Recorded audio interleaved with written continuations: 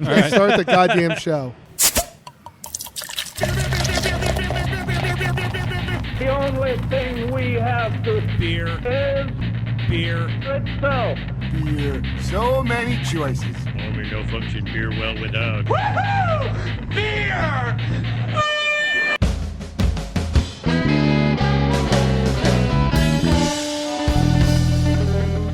Hello, and welcome to another episode of Beer Busters. We're going to bring you the news and reviews, of course, of your favorite brews. I am Dan Baker, joined by my co-host and brewologist, Steph Hefner. and of course, the demented and fermented. Wayne Baker, I have two comments right off the bat. Oh, God.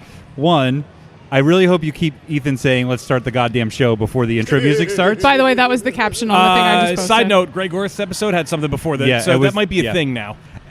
Second one, interesting inflection on hello. My thanks. name's Wayne Baker. Did I say that yet? I think you did. Yeah, All you right. did. I think you did. You said I'm Wayne Baker and I have two things to say or something like Thank that. you. Yes, the joyful laugh that you heard as we were talking about that could be the one, the only. Hi, guys. I'm Ethan Buckman. He is Ethan Buckman. You sound so nice. It's so great to be here. Thanks for having me. We are. Yeah, I'm really excited. By the way, it is 7 motherfucking o'clock. We are on fucking time. Yeah, we're doing pretty good tonight. I'm We so are. proud. So, you know, if you've been listening to the show for a while, you know Ethan is, of course, the man, the myth, the legend behind Stickman Brews. That's me. We are here in Royersford at the OG location. Yes. Thank you for having us out here, man. Hey, I'm so happy you guys are here. I always have a great time. when you guys Likewise, come. it's one of my favorite places to come, not just for the great beer, but also for the great company. You shouldn't lie to me or the people when you say stuff like that. They wouldn't have there's known the it was a laugh. lie. They wouldn't have known had you not pointed it out. Don't laugh. This is my favorite. That laugh, it's such an infectious laugh. Well, hey. You know, that doesn't sound good when you actually think I about know, it. When you I call thought somebody about like it. infectious laughter, like Ebola is infectious. Yeah. Yeah, lots of stuff is infectious. The coronavirus. Oh, boy. jeez. That's There infectious. we go. Hashtag topical. Hashtag topical indeed. See how that one ages. Hashtag dated. It's going to be on the internet forever. Yeah, right? Oh, my God. Hey, don't forget to follow us. You can follow us all sorts of places. At Beer Busters on the Twitter and the Instagram. We are on Facebook, Beer Busters Podcast. There's also that same thing.com, beerbusterspodcast.com. Don't go to thatsamething.com. I wonder what that is. I was I'm just sure gonna it's a think that. website. Steph, you got your phone in your hand. Go to thatsamething.com. I got it. No. God damn it. Use a private browser. I'm There's- scared. Also, Probably Patreon. not porn. Don't forget Patreon, Probably. too. That exists, too. While they're talking about porn, patreon.com/beerbusters is where you cannot get porn, but you can find cool behind-the-scenes happenings of the episodes of Beer Busters and, of course, the punishments. Yeah, I don't think we told Ethan about punishment yet. What's punishment? So Oh, now if you shit. lose the Happy Fun Time game, we punish you and we film it and we put it on Patreon. How do you punish me? Well, we usually come up with something weird and gross for you to drink, but we weren't very prepared today, so we're probably going to just, well, not you personally, but usually it's the guest who loses because that's just the luck of the draw. Yeah. We're going to do what we call Shaler style because the first time we did it was at Shaler Brewing, where we just mix a little bit of all the beers we have all night and save it and then make you drink that. Okay, you guys think that's a punishment, but that's actually how I drink normally. But you also have to give us extensive tasting notes as you do it. Yeah, that's fine. I'm ready. Also, just as a note, thatsamething.com is literally a completely white page with Times New Roman font that says that same thing, where anything could be everything and everything is anything. And That's amazing. All it is. That might be my new homepage. That's so cool. But yeah, patreon.com/beerbusters. Yes, do that. You can watch the punishment. And hey, whatever app you're choosing to listen to this on, whatever platform you are downloading your Beer Busters, throw us a rate and a review. But do that for every podcast that you listen to, because we all need Including it. Ethan's. Including Ethan's ripoff of us. That's true. I have my own beer-related podcast. No, you guys have like a structure to your show, and there's like stuff that you do. My podcast, Bad Beer and High Prices, is literally just a 30-minute shameless infomercial for Stickman every couple of weeks.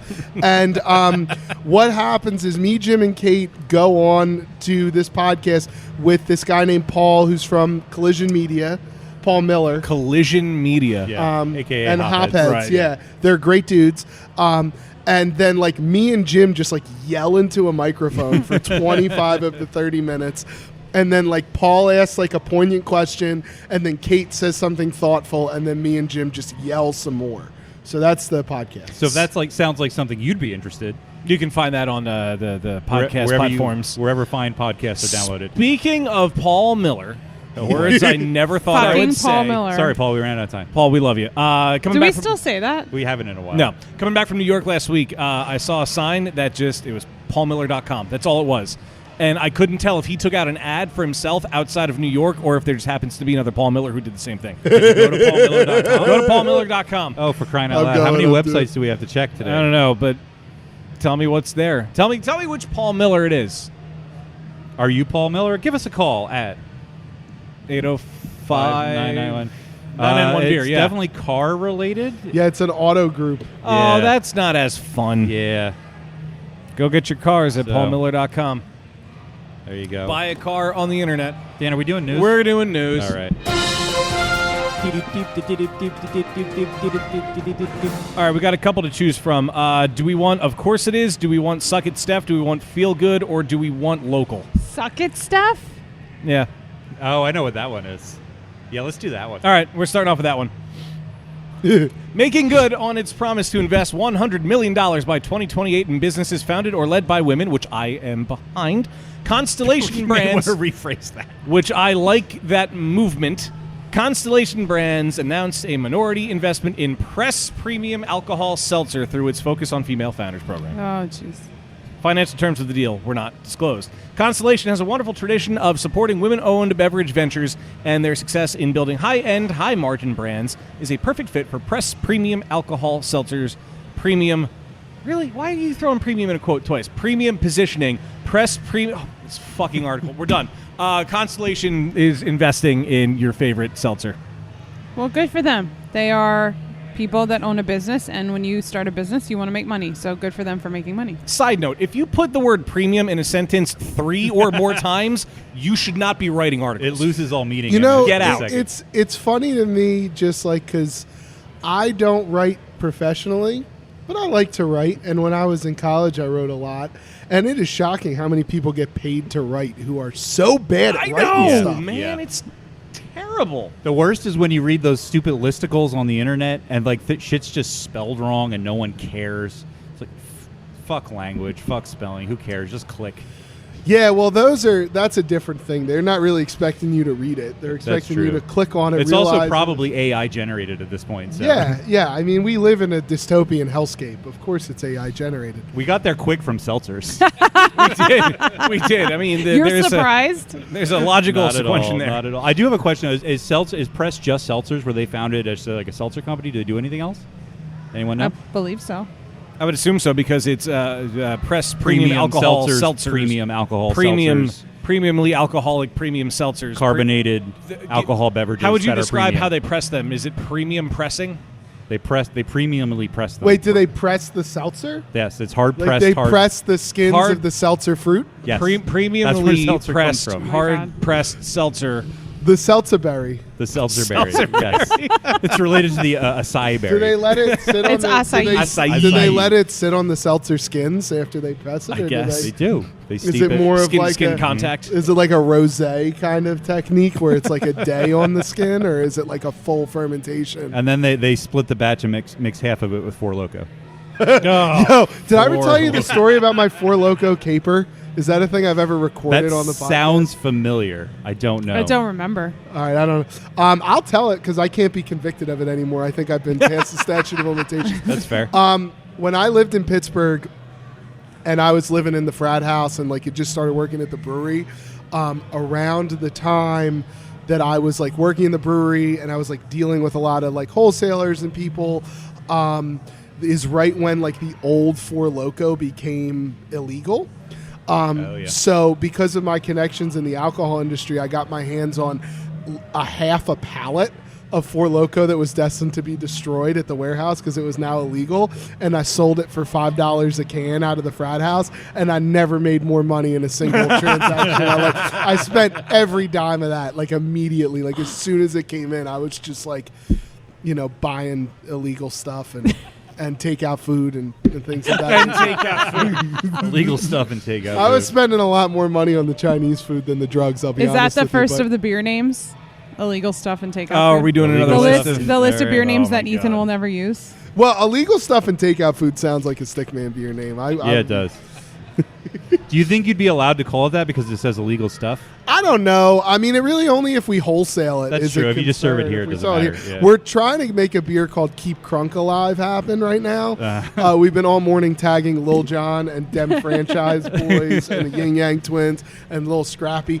Dem Franchise Boys, I don't know if it's their official account or not, but whatever account we've been tagging did repost our mention from the story, but then did not respond to my DM where I said, we're actually very serious about this, so we want to do a collab with you. Wow. That's fabulous. I want to do a feel-good story, so we're going to do a feel-good story. All right. If you find yourself in Florida, and you have just finished Dry January, a Bradenton, Florida brewery has just given you the perfect reason. Motorworks Brewing is featuring the faces of 4 different smiling shelter dogs on each can of its adoptable dog cruiser Kolsch, all for a good cause. That's cute. Barry Elwinger of Motorworks Brewing says to CNN, there's hundreds of other dogs at the shelter that are just looking for homes, and that's really the point. It's not just to get those 4 dogs adopted, it's to raise awareness and raise funds in general. Funds raised from the 4 packs and cases of 24 cans will go to Shelter Manatee, bad name, to help build a new facility. But the clever cans are already helping the 4-legged Floridians find their forever homes. Morton and King, who are 2 of the dogs featured on the labels of the Cruiser Golden Lager beers, were adopted on the special can's first day. Aw. Yeah. So if Good you find for the doggos. it's such a cool idea. There's a lot of dogs and a lot of animals out there that are in need of forever homes and should be adopted and rescued, and this is the perfect way to go about That's it. really And cool. Good for them. This is one thing Florida has done right. Yeah. I feel like there was a beer used in one of our games not that long ago that was one of those or related to that somehow. Maybe I didn't use it and I just have notes about it somewhere. You should also know we don't pay attention to I know that's each fair. other. Yeah, that's totally fine. But I don't remember either. But or maybe another brewery did a similar thing. But that's pretty That could awesome. be. That could be. Use your powers for good. Yes. Well, we are here at Stickman, and I could not be happier to be here. Ethan, you were kind enough to start us off with some of the cream ale while we were setting up. Yeah. This is fucking delicious, as Thank I assumed you. it would be. This is a cool beer, man. So the cream ale is called That One Guy from High School. Of course it is. It's named after that one guy from high school that I know. It's like a real. I don't know if you'd call it a classic cream ale. I gotta be honest. There's a couple of styles of beer that I just have like a vague impression of, and I don't actually know like what the fuck's actually supposed to be in them to be to style. Cream ale is one of those. So I brewed this beer because I thought it would end up tasting like what I think a cream ale tastes like, and it did, and I'm really happy with it. But I don't know if that's really what it is. Well, I enjoyed it. It was very good. Thank Mine's you. already gone. Yeah, I drank several of them before you guys got here too. Honest, if I can be completely honest with you. Please you do. have to be drunk to spend time with us. No, I'm not. I wouldn't call myself drunk. I weigh 270 pounds. I'm a professional brewer, and I drank 4% beers. I don't think that I would. Yeah, that math does not equal drunk. X plus Y does not equal drunk in that equation. I told the bartenders I wanted to have enough cream ale where when I left, they would say, "Is he driving himself home?" But I didn't have that much Yet. yet. Yeah, the night is still young. Yeah. A lot has happened with Stickman since we were here last time. Was the last time we were here like 2 years ago? I don't remember honestly. Last time was the meatballs. There was The Yeah, it was the meatballs. meatballs. We Yeah, talked with Jim in and depth Kate. about meatballs last time. I don't know. I don't remember how long it's been. It's been a while. It's been a while. So Stickman is doing a lot of stuff. Did we still have open top tanks when you were here the last time? Because the first I don't- time you were here, first we had- time, yes. First I don't- time, last definitely. time I don't- Because that was your whole thing when you started your Yeah. business, and then you like had barrels, and then you didn't have barrels. Yeah, and then what happened is we just like moved in this direction of like the trying to get paid, right? How many variations of IPAs do you have on tap right now? Oh God, I have no fucking clue. If I can be honest with you, I really don't know. To be completely honest with you, actually this is a good part of that real conversation. The biggest change that has happened at Stickman is we've started hiring like a lot of really like more specialized people. So we have at our different locations, we have different like cooks running the kitchen who are really great. But we've also hired a woman named Kristen to manage the front of the house in Royersford. Royersford's our busiest location. We really need somebody who is like a restaurant professional to be there. Kristen has worked at Tired Hands. She's worked at Neshaminy Creek. She's worked in a lot of beer, like different restaurant, bar businesses all over the area. And she's been absolutely incredible. So because she is so good at her job, I genuinely don't know which beers are currently on tap because I don't have to interfere with it. So like we make the beer we need to make, but when it gets tapped, when it gets swapped out, or when things kick, that's entirely handled by Kristen. And so, you know, it's definitely like less than 8, but more than 4. That's how many IPAs are on tap. Oh my god, That's a good way to answer that. Yeah, but I mean, we've done a lot. I mean, we're back to wholesaling. We're not self-distributing like we did the last iteration of Stickman Wholesale. We're signed up with Soccer Town. We're also going into New Jersey with wholesaling. At the time of recording, we are not yet in New Jersey, but by the time anybody hears this, we will definitely be like all up in the Garden State. So I'm super excited about that. We have a lot of new equipment in here. We just got like new tanks and a hot liquor tank last week, and I'm filling the hot liquor tank to use for tomorrow's brew for the first time. As we're talking, I keep glancing over there because I know it's going to start overflowing at some point. Oh, shit. And you had it set up right in front of it. Yeah, I mean, it's not going to like splash you. It might like sprinkle a little, but it's not going to hurt anything. A gentle trickle. Yeah. When it's full, we'll fucking know about it real quick now. God damn it. Now, you said multiple locations. How many locations do you have now? So we have 3 locations and a cool trailer. I saw the trailer. I was trailer's in wondering the about that. I'm parking glad you lot brought that up. So we have our main Royersford location, which is where the brewery is. We have our location where we are partnered with Tony Joe's, which is a restaurant that has existed in Bucktown for forever. When did that start? Close to 2 years ago. Because I feel like that had just started or was going to start last time. Yeah, we were because there, it was so that's the Buckman. Yeah. With we had a whole thing. The Buckman in Bucktown. Come to Bucktown, yes. So the relationship with Tony Joe's is still happening. It's great. We provide the beer, they provide the food. It's a cool symbiotic relationship. Then we have fully our own restaurant and tap room in Chester Springs. Here in Royersford, we have a guy named Ben who runs the kitchen, and Ben is incredible. He's got a lot of experience. He does like really cool like stoner bar food. Over in Chester Springs, but here it's much more of a brewery. It's much more of a bar. Chester Springs has like much more of a restaurant feel to it. And the guy cooking there, we actually stole the sous chef from Nectar. Nectar is this really high-end restaurant out on the main line. So Vince, the joke is always that Vince is like way overqualified to work for Stickman. But he makes just like bar food the best way it possibly can. And now he's making like a ton of barbecue, a ton of smoked stuff. He's doing like all kinds of really crazy cool food over there. And it's just like really exciting and interesting and fun to have it. And like every once in a while I'll go over there and have lunch, and I'm really excited about it. But most of the time Ben cooks me lunch, which is just as good. I'm really excited about I've been craving barbecue for the longest time, so I might dip out early and go to... Yeah, go over to Chester Springs, man. Hook it up. Right. It's you guys really got good. This? You good? Nope. That's true. Yeah, Yeah, Rich will Rich go would with be you. in for that. Yeah. All right. When did you guys start doing the food here, though? It's been about a year now. Okay. So about a year ago, we put in not quite a full kitchen, sort of like, I don't know how to describe it, but sort of like a half version of a full kitchen. So a half kitchen. A half kitchen. Okay. Half or It was full, just yeah. like cheaper appliances and stuff like that. Yeah. And it was fine, but it wasn't really hitting.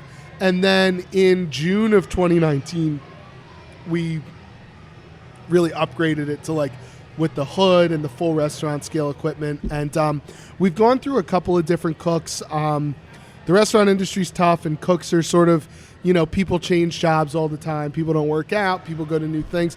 But now we have this guy, Ben, and Travis in Royersford, who are just incredible. They do a really, really good job. And, they're Cool. making delicious, and they're not helping me lose any weight. Of course not. So that's fine, too, though, because I am the best-looking man, all you guys know. So I'm not gonna lie, I forgot you guys had food here, and on the way here, I was like, man, I'm gonna, whatever food truck they have, I'm gonna get food, and then I was like, oh my god, they have actual food. yes. Yeah. Not we the have food actual truck food is an actual No, food. no, no. Oh, It's do you not- remember when we had the was like- Indian yeah, food truck with oh, pizza? yeah. Pizza. Oh, Yeah, the that was Indian really pizza? good. That was really cool. Yeah. I miss those guys. They Yeah, that was are, really good.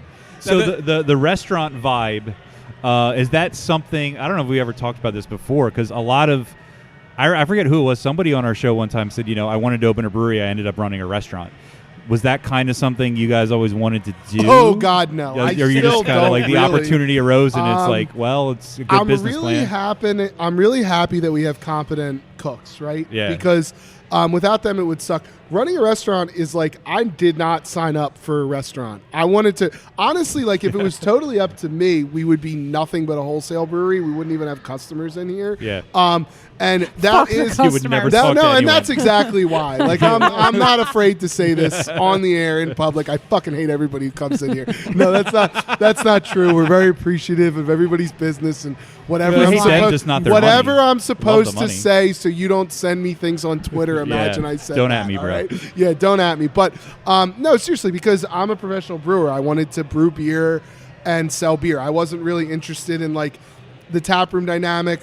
I wasn't really interested. I think a lot of like dudes who never were professional brewers and then open breweries, like they're just really interested in like other 40-year-old dudes thinking that they're cool. Like that's not. Yeah. I started brewing because this was a marketable skill that I could make money off of. So I was not really interested in doing the taproom thing at all. Taproom thing made business sense, and then, the beer market here is so goddamn competitive. Yeah. And frankly, a lot of food trucks are really unreliable.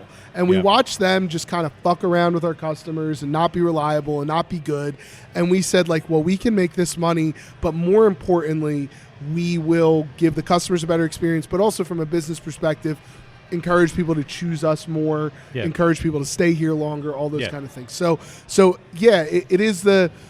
I think the food truck thing is kind of dying out. I think that customers have so many options that if you can choose to go and get food cooked for you in-house, it's going to be consistent. Most people would choose that. I think in more urban areas it's different, but I think in the suburbs where you're like, wherever you're going, that is the place you are going. You are driving there. You've made, it's not like where we live in South Philly, where like you walk outside, you're going to hit 6 places. So like maybe there's a food here, truck drink there, walk down the street. Yeah. So I think it just makes good business sense. Yeah. But it's also just kind of like, there was a lot of food trucks that were great. The Indian pizza was great. There was a couple food trucks we really liked working with. Most of them were not great, and they would not show up, or they would leave early. Yeah, I've heard that, especially about being unreliable. Like, just not showing up or canceling at the last minute, and then people are showing up and not staying as long because they can't get food. Right. And the other thing is like when you come, and I think the taproom thing is inevitable for anyone opening a brewery right now. Like, unless you're going in whole hog with like the actual legitimate resources to say, I'm opening a production brewery, I have this many $1 million, right, and this is what I'm doing. Otherwise, you have to have a tap room, right? Like that, you're not going to go out of survive. business. Exactly. And people, when they want to go to a place, not only like having food trucks be unreliable, but also knowing what there is to eat there on a consistent basis. Like I know I come to Stickman every Friday and get that those fries I really like, or that sandwich I always like. Like if it's a food truck, it's going to be different every time. Yeah, so that's part of it too. It's you find a different dynamic, and there's nothing wrong with it. But I think that when we opened this place, a lot of the decisions that I was making were very informed by like my experience brewing in breweries that were primarily based in urban areas. Most of I had worked for Freewill for about a year, but most of my brewing experience came in the city of Pittsburgh and in the city in Oklahoma City. So like a lot of the decisions I was making about like what food I wanted to be serving, what kind of food trucks we wanted to have, all those kind of things were really informed by like how 20-somethings operate in the city, and that's just not the crowd we have here. And like genuinely, despite all the bullshit, I really like our customers. I really like the people who come in here, but it was a big learning experience to figure out what it is that the people in this area want. And consistency is really the big thing. Like they do not want to come here and not know what they're going to be able to eat before they show up. Like, right. It's just not yeah, we did it. It's a giant headache. We've had some crazy experience with some cooks. We've had a couple of people that really were just like, I don't. Well, and I mean the restaurant industry. I've worked in restaurants for a long time. Anybody can get a job at a restaurant. Yeah, and it's actually not that hard to move up the chain if you just show up every day. Right, because so many people don't. Yeah. And the thing is, like, cooks especially, it's hard because it's skilled labor. So sometimes it takes a while to figure out that they're screwing around if they're not, and it's. so when you find good cooks, it's really exciting. So we're really, really lucky now, and it's made it a lot easier. But yeah, the restaurant thing has been stressful. It's been tough. Yeah, I could imagine, and it's a totally different monster. Like, it's hard enough to open a brewery in a crowded market, but selling food is a completely different thing. Oh yeah. And as a brewer, you don't know anything about running a restaurant. No, I don't know shit. I don't know shit about anything really, though. I mean, being in a brewery is a lot like being in a restaurant. Like, if you show up and you're not like snorting pills in the back, like you will advance around, pretty well. Specifically snorting pills. You can take them other ways, right? Yeah. So that's a story from the Church Brewworks. If you want that on your podcast, Christ. Yes, please. When I worked at the Church Brewworks, I will not name the brewer. He's still doing great. He's making a lot. Is he still doing pills? I probably he's working in the industry. But so every brewer eventually will either have to have back surgery or get a hernia, like a bad hernia. It's just like a result of working in the beer industry, and it sucks, but it's true. So this brewer that I'm not going to name was up for his back surgery, and so he got prescribed painkillers. Now, he was already a mess, but he would come into work and then just like be in the lab, which is like supposed to be a relatively sanitary area, and just like crushing up pills and snorting them. And I'd be like, what the hell is going on here? And he'd be like, well, they work a lot quicker that way. So if I'm going to mash in right now, like I got to snort the pill because otherwise I got to wait a half an hour to mash in. Holy shit. And like, I don't think that was healthy or like a legit answer, but that isn't like, look, it's like Kitchen Confidential, like there's a lot, like most brewers in most breweries are not sober a lot. Like they're smoking their vape pens in the walk-ins. They're taking other substances. Like, it's like the restaurant industry, dude. You're waking up at 4 a.m. and working 12, 14-hour days, and everybody's yelling at you, and nobody understands your job, and everybody's trying to tell you, a lot of people are going to do a lot of crazy stuff. That's incredible. Yeah, I've seen some shit with that. Yeah. Yeah. Wow. Free Will was the first brewery I worked at where people were not actively smoking weed on their lunch breaks. Every time. Are you required to say that? No. I would be very honest. Contractually obligated. I love those guys, but that's true. Like, out of all the breweries that I worked at, and the rule here is like, if I can tell you've been smoking weed, it's a problem. And nobody is here either, but like that's generally the rule I go by because like it's like the restaurant industry, if you tried to drug test cooks, you just wouldn't have a restaurant. No one would have anywhere to eat. But and brewers are really the same. But like it's not wild here. Like, I don't really like that as a work environment. I don't care what people do outside of work, but I'm not trying to have people snorting pills in my brewery. But until I worked at Free Will, I had worked at several breweries, and I had never worked at a brewery where like just like smoking weed in the parking lot on your lunch break, or like snorting pills in the lab, and like everything in between was just like a normal part of the work day. Yeah. Had people fall asleep in the bathroom. People not come back from their break and they're asleep in the dining room. Yeah, it's that kind of shit. It's crazy. Passed out. I hear a lot of stories from my restaurant friends too that are like that. It's the same thing. It's just it is. Yeah, brewers are not these like scientists that people think and they are. They're industries that are pretty much propped up by functional addicts. Yeah, that's absolutely. Pretty much it. How did we get on that tangent? I don't remember. I don't know, man. You're gonna have a lot of editing. We talked about the headaches of running a restaurant. That's that's right. Then Well, yeah, that's a logical progression. That's not like seltzer to dystopian healthcare. Like if you talk about running, argue that might be a logical progression as well. Yeah, sure, but not as quick as it was. If you talk about restaurants and you don't jump to somebody snorting pills within 8 sentences, you're not being honest. That's a fair assessment.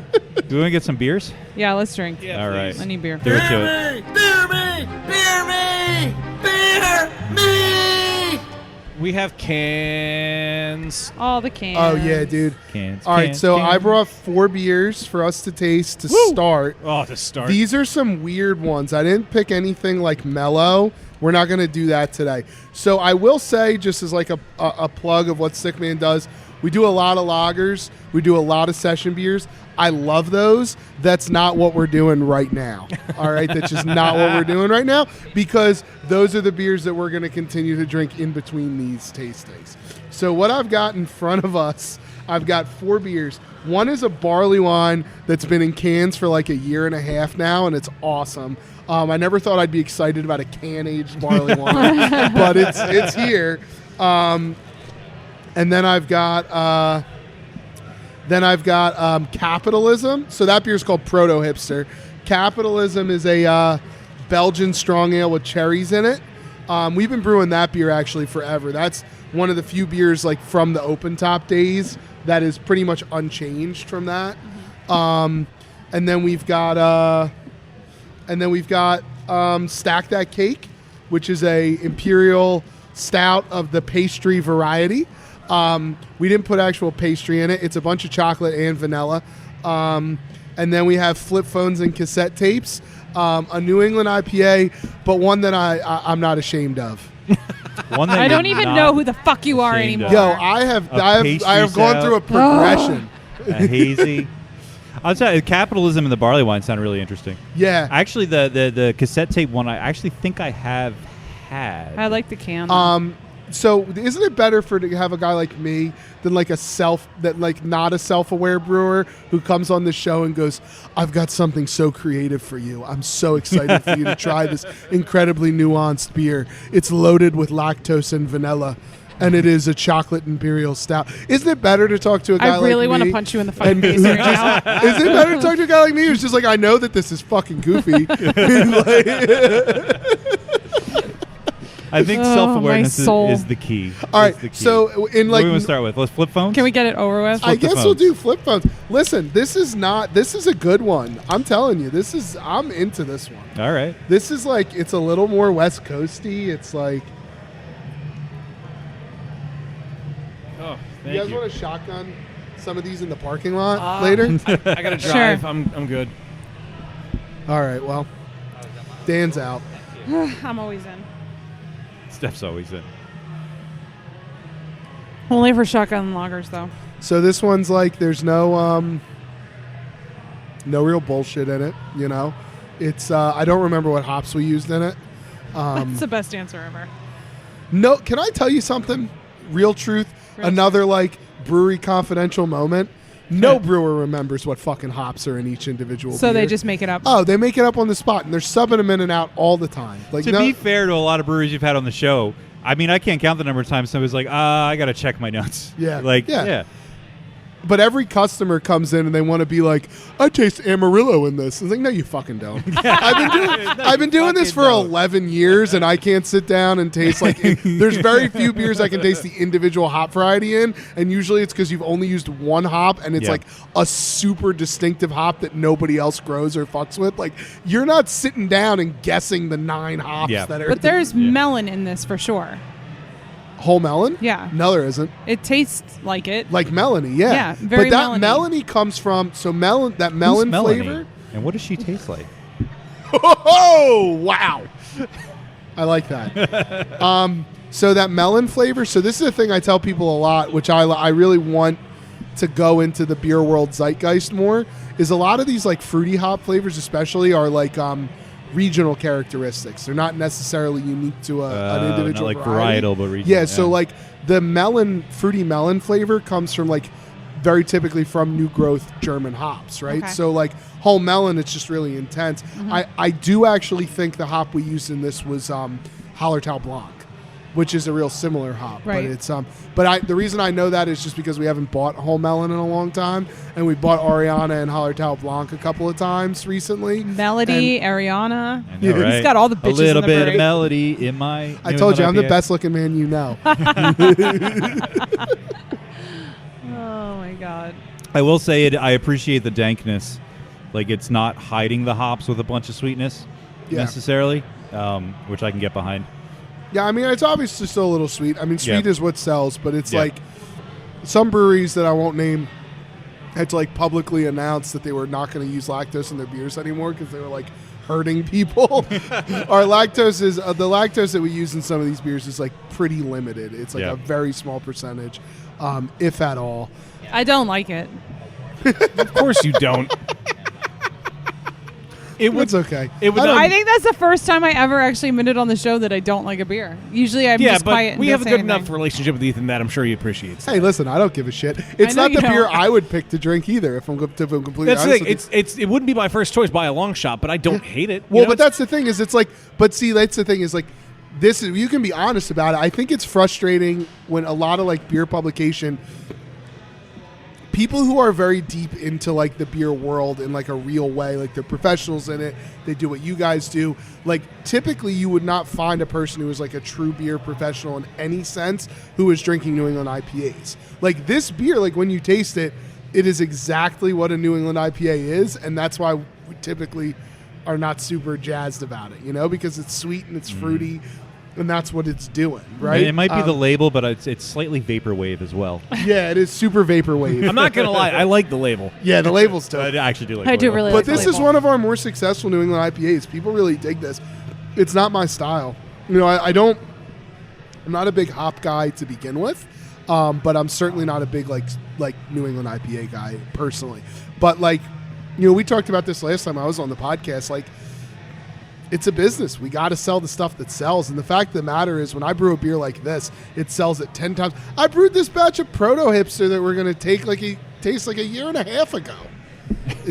I still have like It's 20 still cases there. of it. It's tasty, but it's like, holy shit, I sell like 4 packs a week. Like, do I want to just brew lagers and barley wines and shit that like real serious beer people get excited about? Like, of course, like part of me really, really wants to do that. But I was hinting at this off the microphone before. I have had a big transformation in the way that I view this kind of stuff. So like, example with this beer, right? Like New England style IPAs. If you really, and I've been saying this on my podcast, I've been saying this to you guys, I say this everywhere. If you really look at the recipe and a lot of the ways that they're brewed, a New England IPA is identical to a classic farmhouse beer. And I think it's crazy that people don't make that connection. I think it's unfortunately telling of the fact that like a lot of brewery owners who brew their own beer did not work in the beer industry before they started doing it, that like they don't pick up on that. But the fact of the matter is, when you look at the recipes and you look at the grain bills, and I got to imagine the people that like originated these styles thought of that. Like it is like a farmhouse beer. So now, once I kind of was like, you know what, I wanted to brew farmhouse beers, and now everybody's really excited about the beers I brew that are produced identically to Belgian farmhouse beers, and the only difference is I leave them sweet, not dry, and I dry hop them. Like, you know, it's really kind of shitty of me to actually be pissed off about that. You know what I mean? So, is this like, just how you allow yourself to sleep at night, though? No, man. I mean, like, the thing is, like, you know, if I was brewing like a bone dry West Coast IPA and then putting like dumb spices and shit in it, right? And calling that a white IPA or whatever brewers were doing 5 years ago. For whatever reason, people thought that like that had integrity to it. And you know me, I was on this train for a long time. Yeah. Like I was really bitter about the New England IPA thing, and not just in like I don't like this beer and I'm brewing it kind of way. Like I was really pissed off at how customers were reacting to it. But like if you take any beer that was popular in the craft beer world ever, like in any scenario, like if we go down like the lines of like even like like let's go back to like one that's like really like pretty neutral, like a black IPA, right? Like tell me why the only reason that like people brew a beer like that as having some kind of like creative integrity and not the New England IPA, really, if you really break it down, is because it didn't have mass appeal. You know what I mean? Like there's no real professional reason why taking a West Coast IPA and just throwing a bunch of de-bittered black malt that was chemically processed to not taste like it normally should so that you could put it in a black IPA. There's no difference in using that super manipulated ingredient to brew that style of beer and brewing, you know, in a way, you could argue that like doing stuff like that and using like over manipulated ingredients versus taking traditional brewing techniques and warping them to fit a modern palate, like. Okay, but there's more to it than just that. Like for me, my hatred of New England IPAs is because of how it's destroying tap lists for me. Oh, absolutely. Where I can't go to a bar or brewery and get the beers I want to drink because that Schwartz beer that's not on anymore because now we have 5 New England IPAs. But it has also created this illusion in the mind of certain beer drinkers that they know what the fuck they're talking about. No, and that's true. Because I like the beer that everyone else drinks, and it's the cool drink. So now I know everything about this beverage. Where the black IPA didn't do either of those things. Right, and I'm right there with you. But that's a different discussion, right? So when you start talking about that, what we're talking about is like, where is beer culture versus like where are styles, right? And New England IPAs, and again, like I'm not saying, like I was on this train for a long time. And I was super pissed off. I went to therapy for a little bit because I was so angry about what was happening with my company and New England IPAs. But like, this beer caused me to go to therapy. That's the next straight, true though, not even a fucking lie. But like, so yeah, but like that's a comment on beer culture. That's not a comment on the New England IPA, right? Well, and I think it also like ties into the fact that what Steph said about it's not necessarily the style, it's the fervor of the trend and how it takes over everything else. And I think that goes hand in hand with as craft beer, quote unquote, becomes more and more popular with people, then these trends become bigger and bigger when they happen. You know, like the original IPA trend, like everybody loved IPAs, but it wasn't like you couldn't get a lager or you couldn't get a red ale or you couldn't get whatever. And each new iteration of that new hot thing is bigger and bigger and takes over more and more. And I think that ties into the fact where like everybody's like, oh, this is the cool thing. I want to be cool and drink craft beer and know what I'm talking about. The New England IPA became popular right around the time where craft beer was becoming so ubiquitous that like your friends would make fun of you for drinking shitty beer. Exactly. Right? Yeah. So like the thing is, there does have to be a place for that. Like if you want, we have run out of space in the market to only attract high-minded people with developed palates who are interested in complex flavors, right? Like, if you want businesses like mine to survive, there does have to be a space for something that we can create, that we can put a profit margin on, that will attract like a large group of people to it, you know? And like, do I wish that what I was doing was still this like niche thing that was like talked about in Bone App as like the new exciting shit? Like, of course. Like, I'm sad that I'm too young to have been like one of those cool guys that the chefs were talking about. Sure, like I get that, you know what I mean? But like the fact of the matter is, like, I'm sad that I'm too young. I take umbrage with that statement. No, well, listen. No, anybody would be sad if they're as old as you, but that's a different conversation. I'm older than him, so shut the fuck up. I'm just busting balls. I'm also actually 74, so like I shouldn't be making fun of anybody. Stemler? John is an old soul. He's fucking old. But you know, the thing is, like, if first you have to come to terms, like, first for me with the New England IPA, is to come to terms with the fact that like what I'm doing as a profession is no longer a unique thing. Yeah. Like, it just isn't. Like, being a professional brewer has gone from when I first became a brewer, it was fucking weird. I could pick up girls at parties because it was like a conversation piece. I thought that was because you were the most attractive man well, that I knew. Yeah, but you still have to start a conversation. Okay. I'm not going around doing weird shit. I want to have a connection, you know? But no, you used to be able to like start a conversation by being like, this is what I do. And everybody would be like, oh my God, that's so cool. And now you say, yeah, I'm a brewer. And everybody's like, oh, I know a guy who's a brewer. My boyfriend's a brewer. This person's a brewer. That person's a brewer. There's so many breweries, especially where we're at. It's not a niche thing anymore. We have to exist in a world. Like, there is stuff on every high-end chef's menu that pisses them the fuck off, right? There is every restaurant you walk into that has a serious chef, a guy that would, you know, I'm not trying to toot my own horn here, but like a guy that would be analogous to me. Somebody's been doing something 10, 12, 15 years, really developed their skills. There is at least two things on every one of those menus that they think is just absolute bullshit. tuna tartare or, you know, whatever the flavor of the month is or whatever the hell it is. And they think it's bullshit, but they sell it not just because they want to make money, but also because if you care about what you're doing, you're right. Like, you know, the fact that our tap list is not 80% IPAs is a point of pride for me, because we managed to have a reputation for these IPAs now. People are excited about them, but we still sell a lot of other styles. But, like, some people can go overboard with it, just like some shitty restaurants can go overboard with cooking the trendy, annoying food. But just as much as it's important to have the stuff that makes money, if you don't have the thing that gets people in there, you never develop a broader culture of people who are like, you know what, those lagers are fucking cool, you know? And now we live in a world where we're kind of surpassing these annoying beer geeks who are my age, and we're getting into this world of people who are like 21, 22 coming up. And the Brewers Association just did a study and reported that 30% of people under 25 who are legal drinking age have never tasted a macro beer in their life, you know? And when you're 21, the first beer I ever had was in Prague. That's a cool, different story. But I was in the Czech Republic. The first beer I ever had was just a Czech Pilsner. And it was so bitter to me at that time that I could not drink it.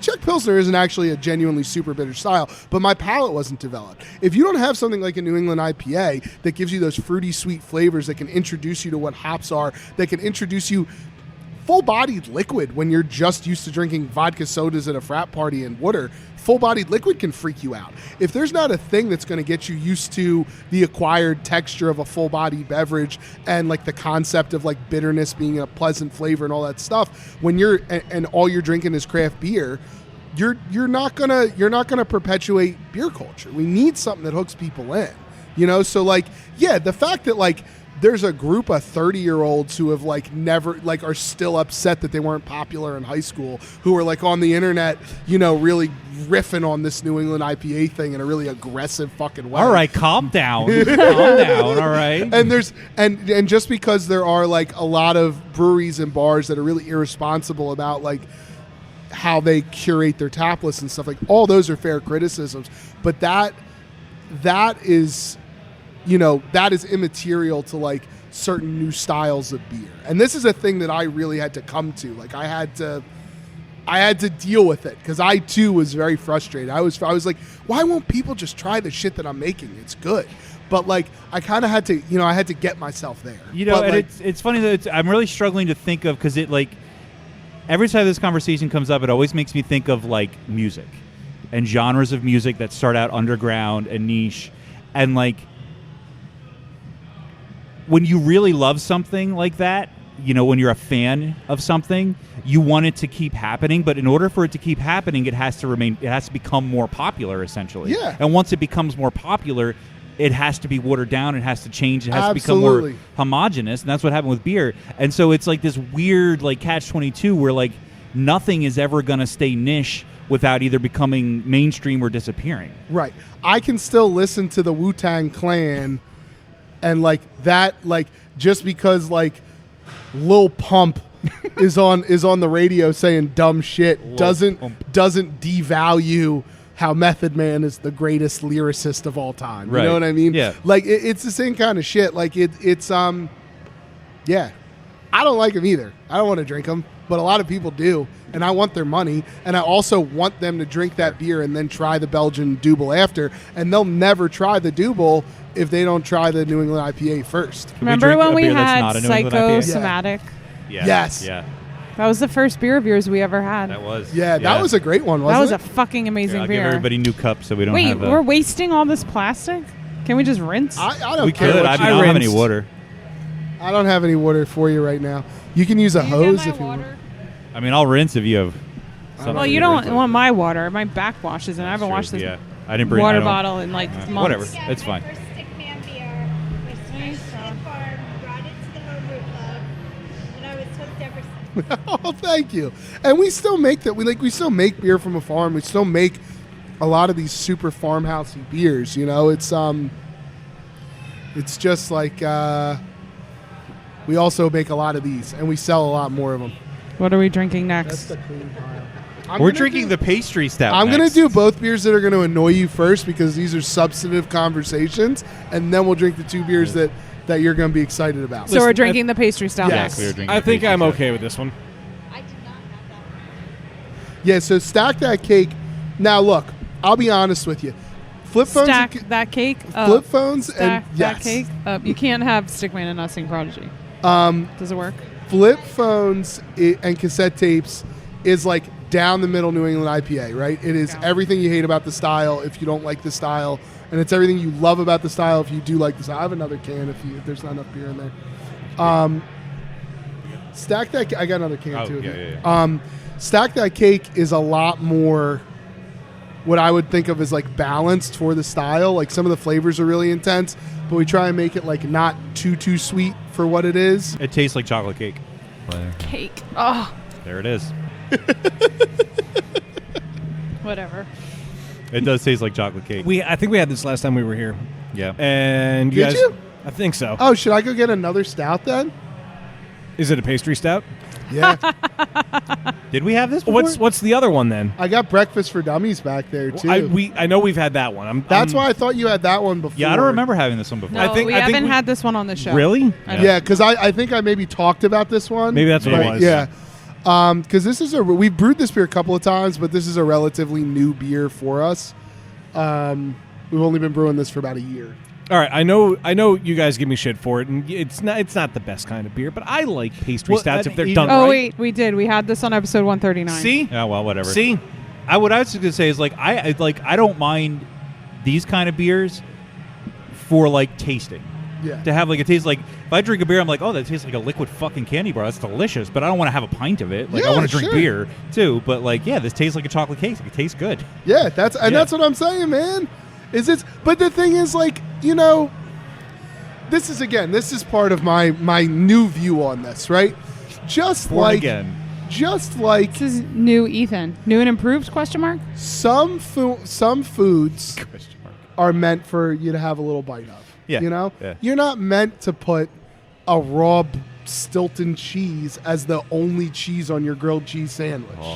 Yeah. You're not, and like, it's unfortunate that we don't have the ability to like sell them as that way. But like, Yeah. no, a 9% alcohol, super full-bodied stout with like 100 fucking pounds of chocolate per ounce in it is not something that you should drink 3 pints of. It's a small treat. Yeah, it's meant to just sort of have like Yeah. a taste of like. It is, but it's also it doesn't taste like beer.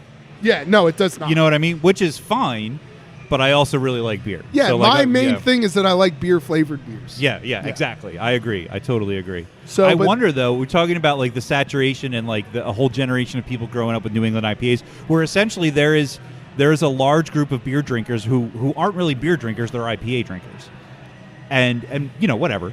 Yeah. Do you think that though, talking about having been niche and not being niche anymore, do you think like there's gonna become a sort of weird Ouroboros hole in the market where like you'll start seeing breweries pop up again that like just specialize in styles that aren't super popular and find a foothold?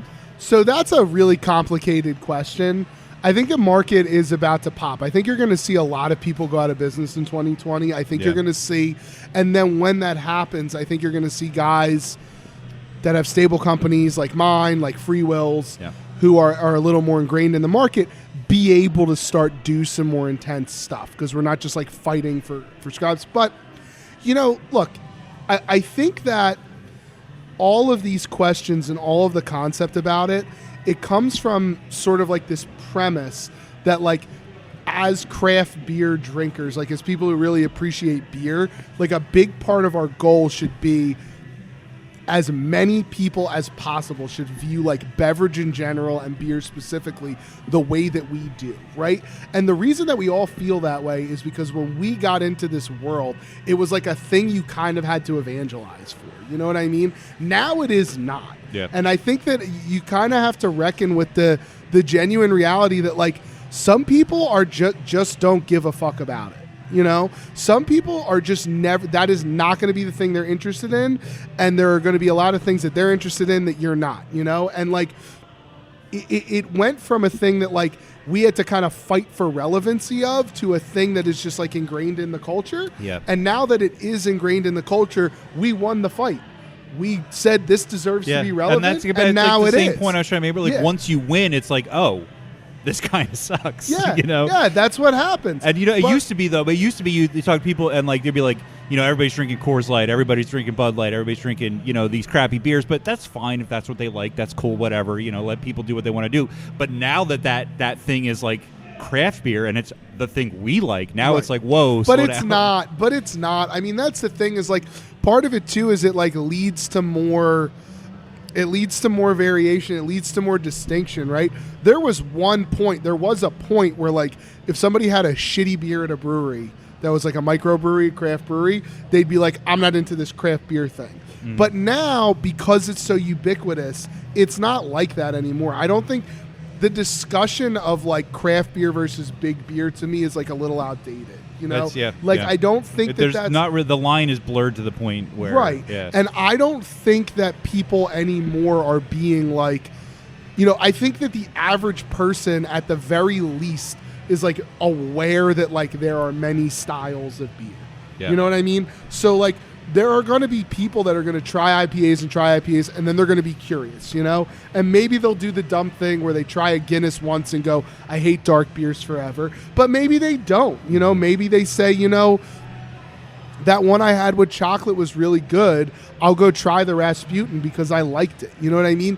But the fact of the matter is too, like, you do need a mature palate to appreciate a lot of this shit. Like, if you don't have a developed palate, if you're not out there eating good food and drinking like things that have complex flavors in them, you're not going to like it anyway. And the fact of the matter is, 10 years ago, there was a lot of motherfuckers drinking things like Hop Stupid and just hating it and just pretending that they thought it was good so that like their friends would think they're cool. Point. You know what I mean? Yeah. Like there were so many of those people. Yeah. And so like, the fact that like all of those people that just like told you that they loved Lagunitas and then went home and drank PBR, now they're drinking New England IPAs, and like I think it's stupid and you think it's stupid, but they're supporting local companies and they're out there. And they're every time somebody like tells their friend about this really cool brewery with all these New England IPAs, they're letting that brewer make the barley wine that's going to sit in cans for 2 months, I mean, the fact of the matter is like this is the state of the market, and there are some things that are dying. Like, it is unfortunate, but it is something that happens. For example, last time you guys were here, I remember I was telling you about how we were getting rid of the barrel program. You were pretty upset about that because, and I to a degree, I definitely took that as a compliment because I think our barrel program was good. I think I'm good at making sours. Those beers that we had already packaged for like 3 months by the time you got there, we still have half of all of those batches. We're still selling those beers. You know what I mean? And we're advertising them. We can drink them and we'll enjoy them. But the point is that like my brewery is known for style variety, and my brewery is known for like people come here to try shit they wouldn't normally try. And yet those sour beers in those bottles that are genuinely super goddamn good, nobody's buying them. It's just like, so like to your point, there is like you have to be willing to like really, really, really fight for a niche product to keep it alive. And just like, unfortunately, my company is not that. So like, I have to make peace with the fact that like, I'm not going to go full bore in on weird saisons. Like I'm just not going to be the weird saison guy, right? Maybe one day again I can be. We already have a saison man in Pennsylvania. Yeah, exactly. Right. And so like, since I'm not going to be, like, I have to fund the projects I want to fund by producing the things like pastry stouts and stuff like that that's going to go, right? That being said, you can be excited about them and you can take pride in them and you can put a lot of effort and thought into them, The honest truth is every New England IPA that's done well from every brewery you shop at tastes pretty much the same, Like I think, black pepper and orange juice. Yeah.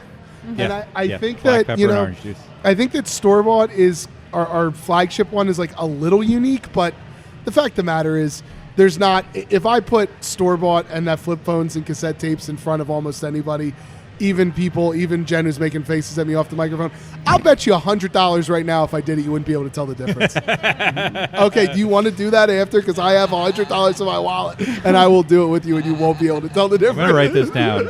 Yeah, right. Jen's But, IPA challenge.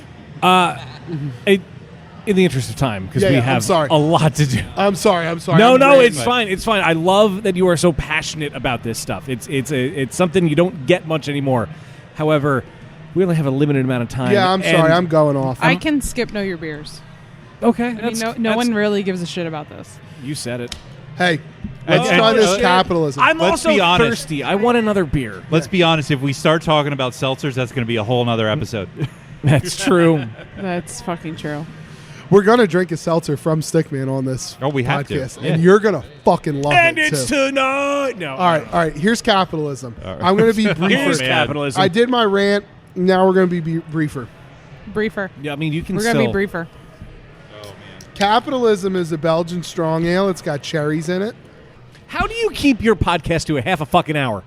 Didn't you say it's a half hour? It's a half hour. How the fuck do you only talk for a half hour? I'm Well, sorry. so there's I love nobody. you. There's nobody They like record Steph. 7 episodes at one sitting. Paul, Yeah. I am so sorry that they put you through that. But so I Are you blaming me for this, by the way? what the time frame? Yeah. It's not a blame. You ask substantive questions and are genuinely interested in the answers. Did you actually give me a compliment? Yeah. I'll take it. So that's why I talk about it, because also I'm here by myself, and I'm not gonna waste that goddamn opportunity. We'll be arguing about fucking Sheets food, meatballs and chicken nuggets. The lieutenant governor of Pennsylvania has said that he is a Sheets fan over Wawa, and this is the first thing I've Ooh. disagreed with him on. Yeah. Listen. Fuck you, John Fetterman. Fuck Wait, you. wait, hold on. I have a confession to make. Yeah. Oh boy. I've recently admitted to myself that I actually prefer a Wawa hoagie over a Sheets hoagie. I That's know. because they're. Well, I mean, they're not as good as they used to be, I but know. they're great. I can't know. actually remember the last time I had a hoagie from Sheets. I've had a lot of Wawa. Sheets wins because they have a deep fryer. Their mozzarella sticks are The not Sheets- oven baked. The Sheets I like still like Sheets better, but I terrible prefer fried a food is Wawa pretty good. hoagie. Yeah. They also have that great Dr. late night Pepper shit. barbecue sauce shit. Oh my god! I'm not a fan Hold, of Dr. hold it. Pepper. Can I just fucking say, for a group of Cough people medicine soda. that was just caused me to go on a 35-minute rant, 35-minute fucking rant about the merits of New England IPAs because we're all so concerned about integrity and fucking taste, and you're over here arguing about the merits of two fucking hoagies that both are made with nitrate processed bullshit lunch meat that probably didn't even I don't come eat from a lunch goddamn meat. cow or whatever plant-based cheese- shit you're eating the that is cheese also probably isn't any bullshit. better. Listen, Can I just point out the absurdity of this? We never said we had integrity. We're just upset because the children took our toys and are playing. Oh my god. I mean, that's God. really what it comes down That to. is what it We're fucking gonna- comes. We're going All to be right, honest. Here's a beer with integrity. This is capitalism. This is good. It's a Belgian ale with cherries in it. I don't often say that capitalism is good, but when I do, it's because it's, It's a beer. because it has cherries in it. There's nothing I love more than an Ethan laugh. Oh man, the proletariat will rise. Can I let him go on one more rant? Sure. You're limited to 6 minutes. You have 6 minutes to How rant. long did I talk before? Was it really 35 We're at minutes? an hour and 16 minutes right now total, and that was probably 20-ish. Fuck. Sorry. Combined, you had two passionate rants. Hey, They were the I'm not same. complaining because, much like how you brew these IPAs so people buy them, people download the shit out of the episodes that you're on. So. This is Oh, this that's is true. true. This is very true. Why though? I just got to get up early tomorrow. So I have to get up early tomorrow, and I'm also warning you I have a week to edit this, so this might not actually come out on time. This might be a 2-week turnaround. I don't give a shit. I'm ready to party. We had a very interesting conversation about Untapped, as we usually do when I'm here. Okay. And I feel like the people need to hear it. Okay, you want me to talk about Untapped when I talk about a beer like capitalism because people on Untapped hate beers like capitalism? Yes. Okay. Do you want me to just kind of tell you what I said? Set a timer for 6 minutes. Oh, you better start. Really quickly. My problem with Untapped is not that people are keeping track of the beers that they're drinking. My problem with Untapped is that nobody is self-aware. All right? based on the New England IPA conversation already in this episode, just because you like something does not mean that is a thing that took a tremendous amount of skill to make. It does not mean that is a thing that is unique or interesting or frankly even good. A lot of people love McDonald's and their food is shit, So the fact convenience store hoagies. Convenience store hoagies, as we were just talking about. Yep. So the fact of the matter is, the reason Untapped is not just bad because it's annoying to brewers. Untapped is bad because it is actively detrimental to the beer industry. I think more so than like trendiness and bullshit beers and beers full of adjuncts. The thing that is truly detrimental to the beer industry is the fact that everybody thinks that their opinion is as valuable as everybody else's. All right? I'm a professional brewer. I could tell you a lot about what I think you should do for your diet, but I'm close to morbidly obese, frankly, and eat like shit. So you shouldn't listen to what I say about your diet, even though I have a lot of opinions about it. But the problem is, when people come into our brewery or they go into any brewery, they stand in front of the case or to buy cans, or they stand in front of the tap list and they stare at it. And all they do is go on the Untapped. They stare at their phone on their Untapped ratings, and they only buy the shit that has a certain Untapped rating or above. And the fact of the matter is, if you don't market in a certain way to pander to a certain kind of customer, you're not going to have a high rating, even if you deserve it. And the beers that you do have that have a high rating will all have a couple of things in common. And the most common thing they'll have is that they're sweet. If you drew a trend line between how fast our beer sold and how much unfermentable sugar that would provide sweetnesses in the beers, they would match exactly. And I'm not making that up because I fucking did it. That's amazing. And I want to see this. I want to see these the amount of the percentage of lactose or maltodextrin in our beers directly predicts how quickly it will sell. 100% of the time, under every circumstance, in every fucking style. Wow. All right? So what people are rating on Untapped primarily is how sweet a beer is. How sweet a beer is. How sweet it is. And that's to predictable. Be brewed by Ethan. That's predictable because if you don't have the acquired taste for things like bitterness and like other complex flavors, your palate tends to go towards sweetness. That's human nature. It goes everywhere. But sweetness is just fucking sweetness. All right? You can get sweetness at the convenience store. So if I walked into your goddamn accounting job, I will take 2 packages of sweetness, sir. Yeah, exactly. But think about fucking everything. Think about everything that people get really excited about. Think about every food trend. Think about everything, the rainbow foods and the whatever the fuck else. Every trend is either salty or sweet, or that's why ice cream is addictive, because it is got a little bit of salt and a lot of fat. Sweetness is genuinely psychologically addictive, right? Yeah. And so the fact of the matter is, knowing all of these things behind the scenes, it is incredibly frustrating to see every aspect of beer sales dictated by how much people who are not self-aware and are not informed about beer, how they feel about beers that are primarily based on how fucking sweet they are. And number two,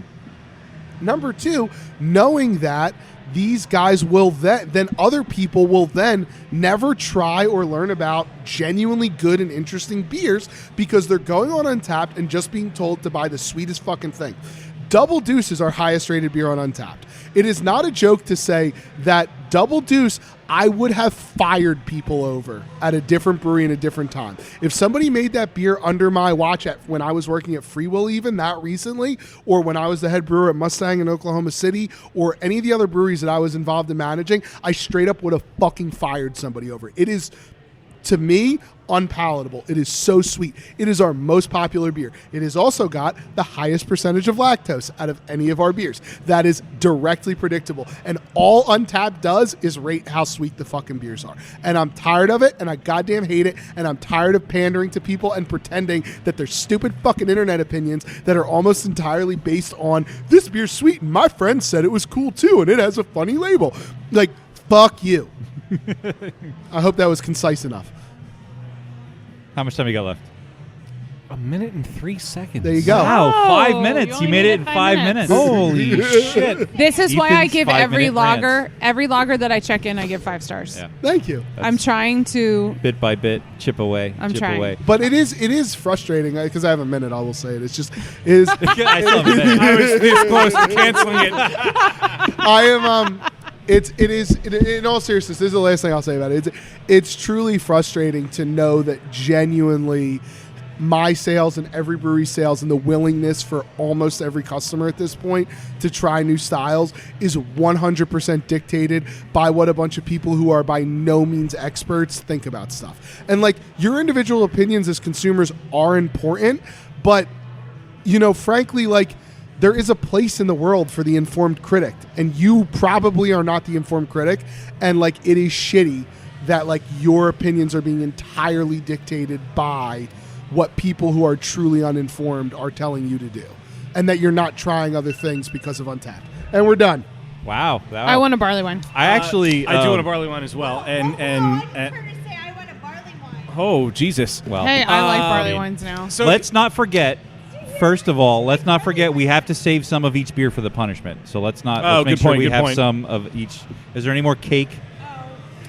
There's some. So, Ethan, along with what you were saying about, you're probably not the informed critic. There's a theory that's out there called the Dunning-Kruger effect. The Dunning-Kruger is my favorite thing. It's and that's the thing. my It's the God. people who know the least are the most vocal. Yes. I don't think of myself. I mean, I'm a little more informed than the average beer drinker, but I don't think of myself as like a pro by any stretch of the means because I've been doing this for 7 years and I still don't fucking know shit about it. Well, and the thing is, I mean, we were talking about this.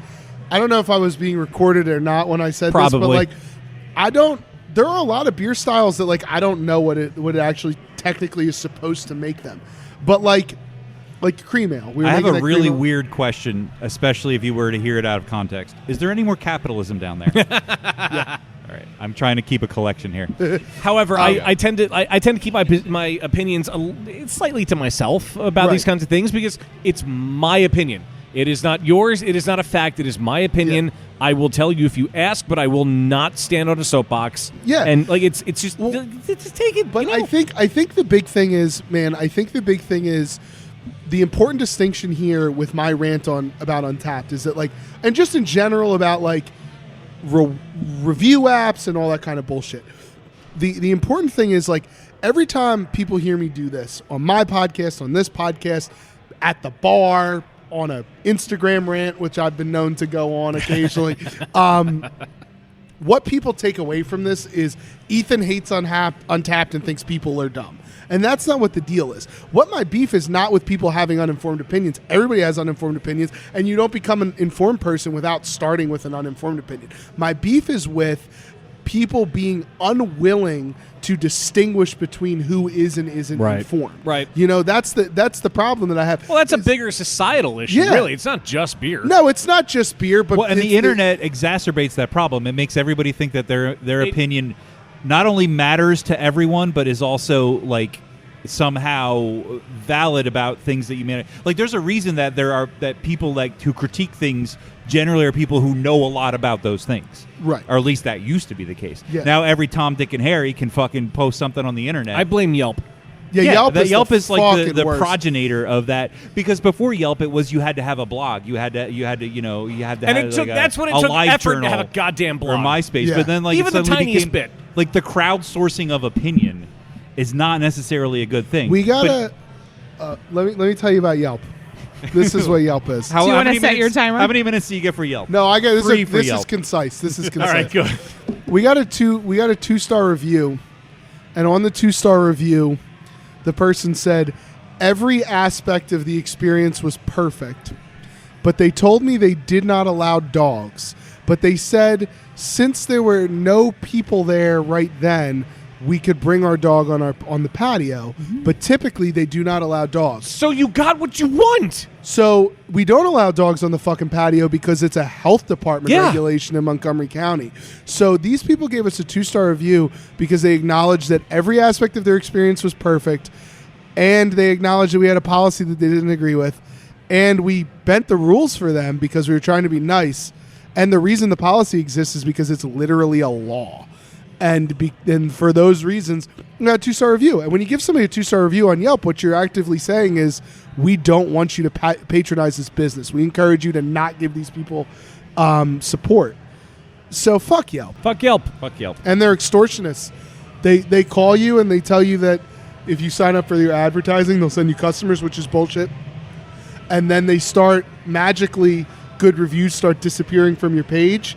And then they tell you that they want $800 or $900 a month for their advertising service. Holy shit. That's what happened to us, and that's what happened to almost every brewery I know. God damn. Yeah, they're fucking awful. Sucks. They're a really predatory company, and they're shit. I fucking hate Yelp, and I hate everybody who's super active on Yelp. Don't do Yelp. It's like meth, not even once. I've yelped. Say no. I've yelped, but I've never I yelped. understand it's a shitty platform. No, Yeah. it sucks, dude. It's just they're so shitty. Anyway, this barley wine is called Proto Hipster. It's really fucking It's good. so Nice, goddamn Thank you. good. Thank you. We try It's sometimes. got like a nice raisin thing going on, but there is a touch of sweetness. Yeah, It's yeah. really, yeah, And really it good. was oak aged, and it's been sitting in the cans for a while, which is good for this kind of beer for Yeah. sure. Okay, Yeah. can I want a question I wish I would have thought of on the last beer, and it's a me question. You got rid of barrels. Do you think you will, like, bourbon barrel age anything, like a stout or something? Yeah, so we use a lot of. We don't have barrels in here, but we use a lot of oak staves and stuff. So like, Breakfast for Dummies gets oak staves. This Proto Hipster got oak staves in it. The barrels is mainly because of space and time, man. Like, Right. Oh, yeah, for sure. Yeah, it's a good problem to have, but like I don't So have. Can you just isolate space and time, man? That might be a beer name. Yeah, space and time, man. But you know, I have to brew beers that are going to go out the door quick because I need to sell them. Right. But we do oak stave a lot of stuff. I think another problem with the barrels that we've kind of run into is like when you're really focusing on clean beers and you have a tight space like we do in our brewery, barrels can be a real contamination hazard. And so, you know, for that reason too, we Makes sense. yeah, we had a batch of yoga pants that I don't think was contaminated in barrels, but it was like overly tannic and extracted in the barrels and like kind of fucked the beer up, and it was a whole debacle a couple years ago. So that was, you know, yeah. I'm sure it wasn't a light decision to get rid of the barrels. No, it wasn't. But it's, you know, at this point, I think that like we have just kind of carved a reputation out that has nothing to do with those kind of beers anymore, and we just have to kind of run with that. Yeah. You know, it takes a lot of effort to change how people perceive your business. So. And Well- usually you don't really get to decide how people just perceive your business. Does your bracelet say motherfucker on it? It does. When it says motherfucker. That's awesome. Motherfucker. Nice. I love that. Thanks. All right, well, we got a couple beers in us, and I kind of want to keep the show on the road because I got to wake up early, and it's going to be a long fucking day tomorrow. So, Wayne, we're going to play a game. Let's do it. So, last episode, we had Greg Orth on, and we did whiskey and chocolate. So I did a game all about, like, really weird liquor instead of beer. Now, I found a lot of really, really good content for that, and I didn't use a lot of it. And I'm also lazy, and I also didn't have a lot of time to prepare for today. So today, we are playing There's Weird in My Booze, Part 2.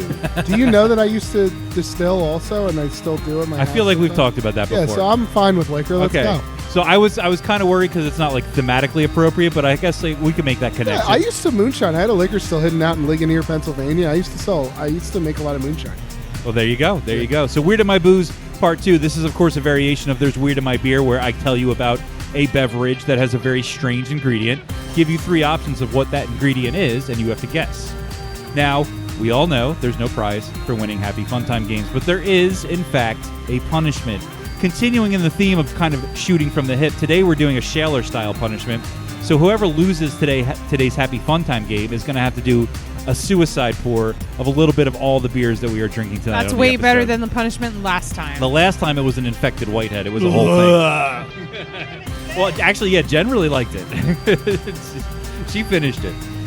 So, yeah, if you want to find out all about that, become a patron, and you can watch tonight's punishment as well when I eventually get it edited. So, anyway, all of that out of the way, let's get this www.showontheroad.com, and we will begin to my left with Ethan and our first beverage of the game. This is a pre-mixed cocktail in a bottle a nutty and slightly salty daiquiri that's good for planting yourself in a cozy chair and taking in a show.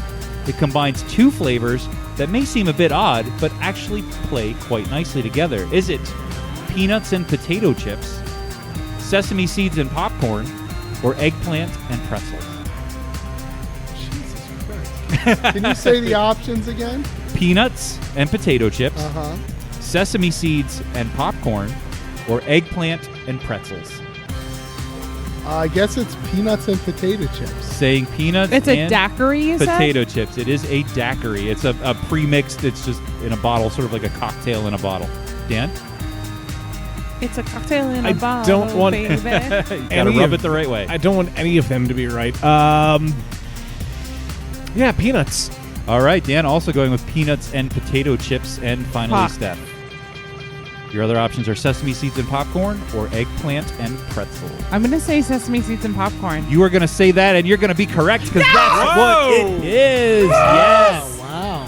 I was scared. Ask Stevenson Distillery in England infuses their white rum with cinema-style popcorn and lightly toasted sesame seeds to build a tangy, savory cocktail. They call it... I gotta tell you, it sounds good, actually. Actually, it does sound kind of good, right? They call it a little bit nutty, a little bit fun, and a whole bunch of delicious. Ding! Woo! The marketing on that is Yeah, something. astute listeners may have noticed the clue in the question. Planting yourself in a chair and taking in a show, seeds and popcorn. Boo. By the way, this is by far the least offensive entry in this game, so it Oh, only God. gets worse from here. Great. That sounded kind of nice, Yeah, right? I would drink that. Yeah, I would drink that too. I don't know if you're going to say that for the rest of the game. Dan, you're going to guess first on this one. The next one, this is the Nordic Food Lab and Cambridge Distillery created what they loftily claim to be the world's most innovative spirit. It's a gin that has a distinct lemon lime flavor with a hint of lemongrass. Sounds nice. Those flavors come from an unexpected source that really puts in some work. Is it ants, bees, or spiders?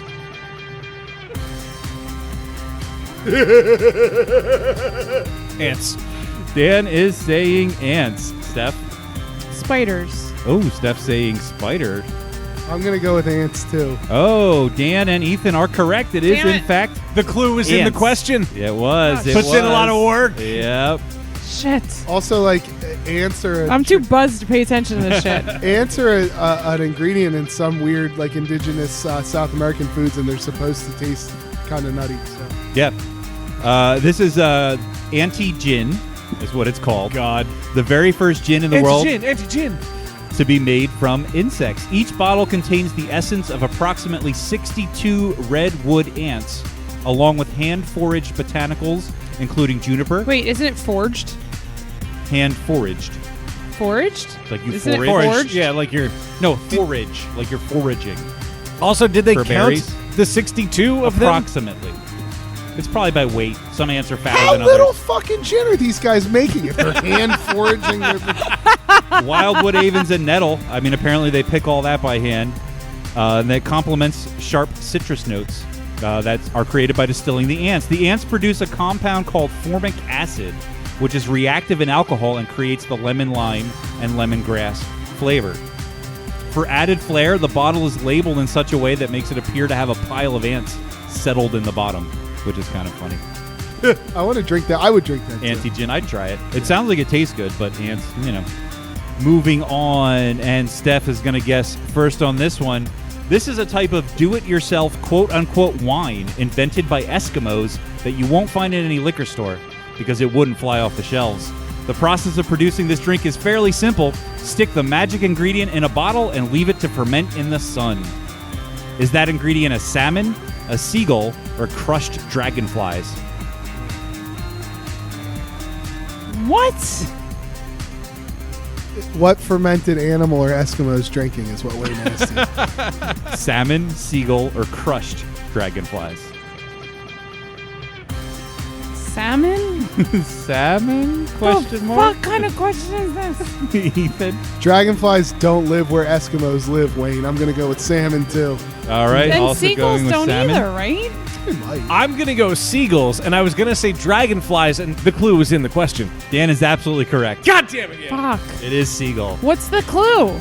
It wouldn't fly off the Fly shelves. off the shelves. Oh, my Oh God, I gotta start paying better attention. I tried to pay attention. 2 of those things fly, Yeah. and you are correct. And You probably I won't find thought in the dragonflies. sun, smoked salmon. That's It where I was wasn't going. I until don't know. you said like what I was flies. trying What to think of which thing would produce the most liquid.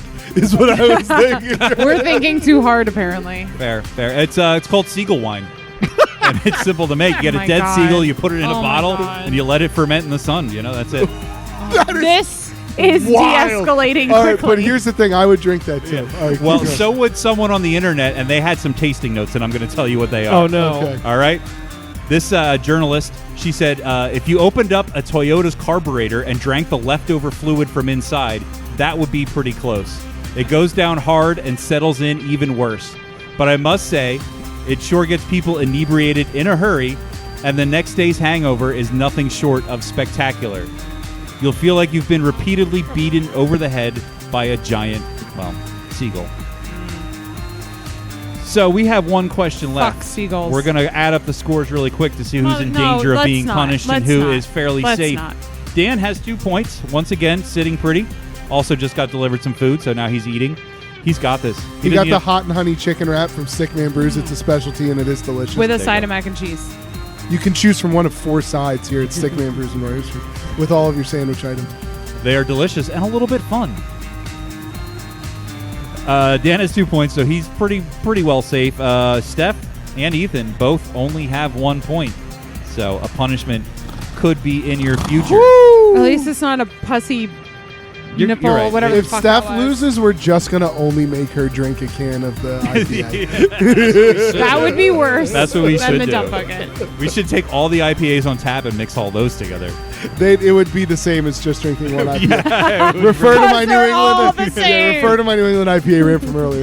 It Continue. wouldn't change much. All right, so what we do is we let the losers guess first, and whoever's in the lead guess I think we last. should let Dan guess first because he's good at picking out the clue. So we're gonna. I'm gonna be somewhat merciful and.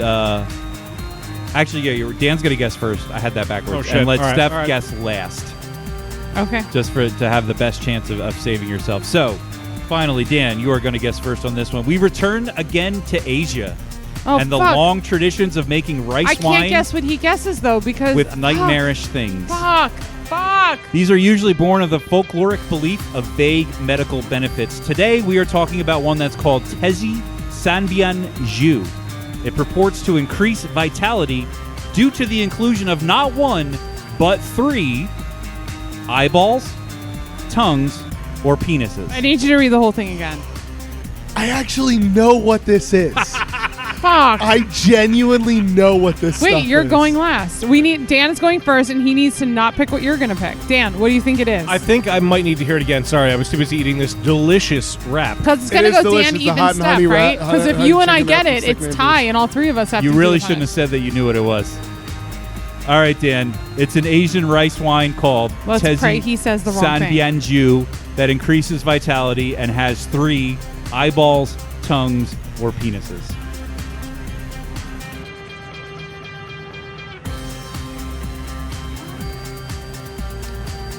Penises. I love the inflection on penises. All right, well, I'm going to stick to my word, Ethan. It's penises, Wayne. Fuck. It's penises. You going to say penises? I guess. Doesn't fucking matter. You kind of have to. It Fuck. is, in It's fact. it's 3 penis wine. It is, yeah. Which I've heard about on several occasions. Fans of a TV show called The League will be very Oh my familiar God. with 3 penis wine. Yeah. I've never seen the league. I completely forgot. Yes. Yeah, Dan 3 penis is, in wine. fact, It's we a real- described that as gobsmacked. We should have snapped that face. Yeah, we should have. We should have. Yeah, readily available in supermarkets across Shanghai. Oh, great. This rice wine contains seal penis, deer penis, my God. and Cantonese dog penis. No. The name literally means 3 penis liquor, and it's believed to increase potency and virility, Virility. and fertility in males. Yeah, penis. I can't believe you actually knew that one. That's I pretty knew awesome. that one. So I knew about that from before The League, but then I saw it on The League, and I was just like, I can't believe. I was hoping the 3 penis wine would become like a thing. A Like, thing. yeah. Well, it's a thing somewhere. You can buy it in a store. So yeah, If you've been paying attention, that means Dan wins with 3 out of 4 correct. Boo. Tied in the bottom with 2 points apiece. 2 points apiece, and getting punished, Ethan and Steph. If you want to see all that action, be sure to sign up to become a patron on Patreon. And if you're particularly generous, you get on this list. This is, of course, the part of the podcast where we shout out to our most generous patrons on Patreon. We would like to thank the following people very, very deeply. James Lamberg. Slimy peeps. Joe Mansell. That was a gusher. Jill Chivers. No, fuck you, Dan. Sean Sullivan. All you need is sourdough. P.A. Brew. Put it in your mouth. Mark Modugno. How are your levels, Dan? Topher Simmons. Hi, guys. Poor Man's Brewing As Company. soon as you put it in your mouth, you totally get the Sorry. banana. You really stepped on that one. Kathy Obashevsky. I like squealers. Eric Dixon. Nate Falkman. Oh my God. Brian Mills. It's nice and thick. Wolfgang Von Kohl. And he actually took out the bung and let me smell it. Jen McDonald. Loved it. Marilyn Engelman. Bacon. Josh Bryce. Exclusive on Beer Busters. Ron McDonald. Delicious. And Victoria Miles. Losers. As I said before, if you want to find out how to get on this list and get all the extra bonus content that is super awesome, go to patreon.com/beerbusters. But Dan, what do we do now? Eat the rest of my wrap. Eat the rest of your wrap while we pay our tab. Say, Yvonne, remember when I said I'd have to send away to NASA to calculate your bar tab? Oh, yeah. We all had a good laugh, Mo. The results came back today. You owe me $70 billion. This episode is brought to you in part by Loot Crate, a monthly subscription box service for epic geek and gamer items and pop culture gear. For less than $20 a month, you get 6 to 8 items that include licensed gear, apparel, collectibles, unique and one-of-a-kind items, and so much more. You have until the 19th of every month at 9 p.m. Pacific to subscribe and receive that month's crate. And when the cutoff happens, it's over, it's done, it's gone, you missed it. By supporting Loot Crate, you are, of course, also showing your support for Beer Busters podcast. You can sign up at trylootcrate.com/beerbusters and enter the promo code BRIDGE10 to save 10% on any new subscription. That is trylootcrate.com/beerbusters. Enter the promo code BRIDGE10, like the bridge of the Enterprise, to save 10% on any new subscription. Beer me! Beer me! Beer me! Beer me! Round 2, fight. We've got more cans. All right, guys. I got some cool stuff. I got 2 malt beverages. Hey. Yay! And I've got Saison, and I've got a Doppelbock. Oh. With You the said one of hazelnuts my- and chocolate in it. Oh. So what do you... Don't ruin it, Ethan! It's Suddenly called less Porn excited. for Monks. Porn for monks. What do you guys want to try first? So the malt beverages are... A seltzer? A dry hopped hard seltzer, which I would love the opportunity to talk about how I love making hard seltzers, and they're actually super challenging to make, and that's Okay, why I've then gotten let's excited start with about that. Let's do that. And yeah. let's talk about that. Let's do it. So, here you go. This is called Juicy Boy. All of our hard seltzers are something boy. And how is boy spelled? B-O-I. course. I gotta. Yep, that makes sense. Yeah, I wrote it the wrong way because So I'm did not cool. I'm not cool. Well, technically, you Always wrote it the BOI. right way, but I the wrote it wrong way the- in this yeah. instance. Oh, here you go. Touche. So Juicy Boy is a dry hopped hard seltzer. Hard seltzers are nothing but fermented like sugar, and they're actually super hard to make and like taste good. And I'm actually like really proud of our hard seltzers because it means we're like good at fermenting stuff. Yeah. That we can take just like That's probably a good thing. We're good at fermenting stuff. There you go. That's another But good one. like, you know, most hard seltzers either fucking suck or they're like so processed. Or they And ours- smell really fucking bad. Yeah. Yeah. Ours is not filtered, not fucked with in any way, but it's like crystal clear and it tastes good, and I'm proud of it. It's hard to make them. There's no, I don't know how to answer that question. Are there carbs in this? I have no clue. Yeah, actually, this is a conversation. So we had an in-depth conversation about seltzers at Levante because they had their Revive. Is that their seltzer brand? Something like that. I think it's Revive or Revibe, something. Sorry, guys, I don't remember. We love you guys, but sorry.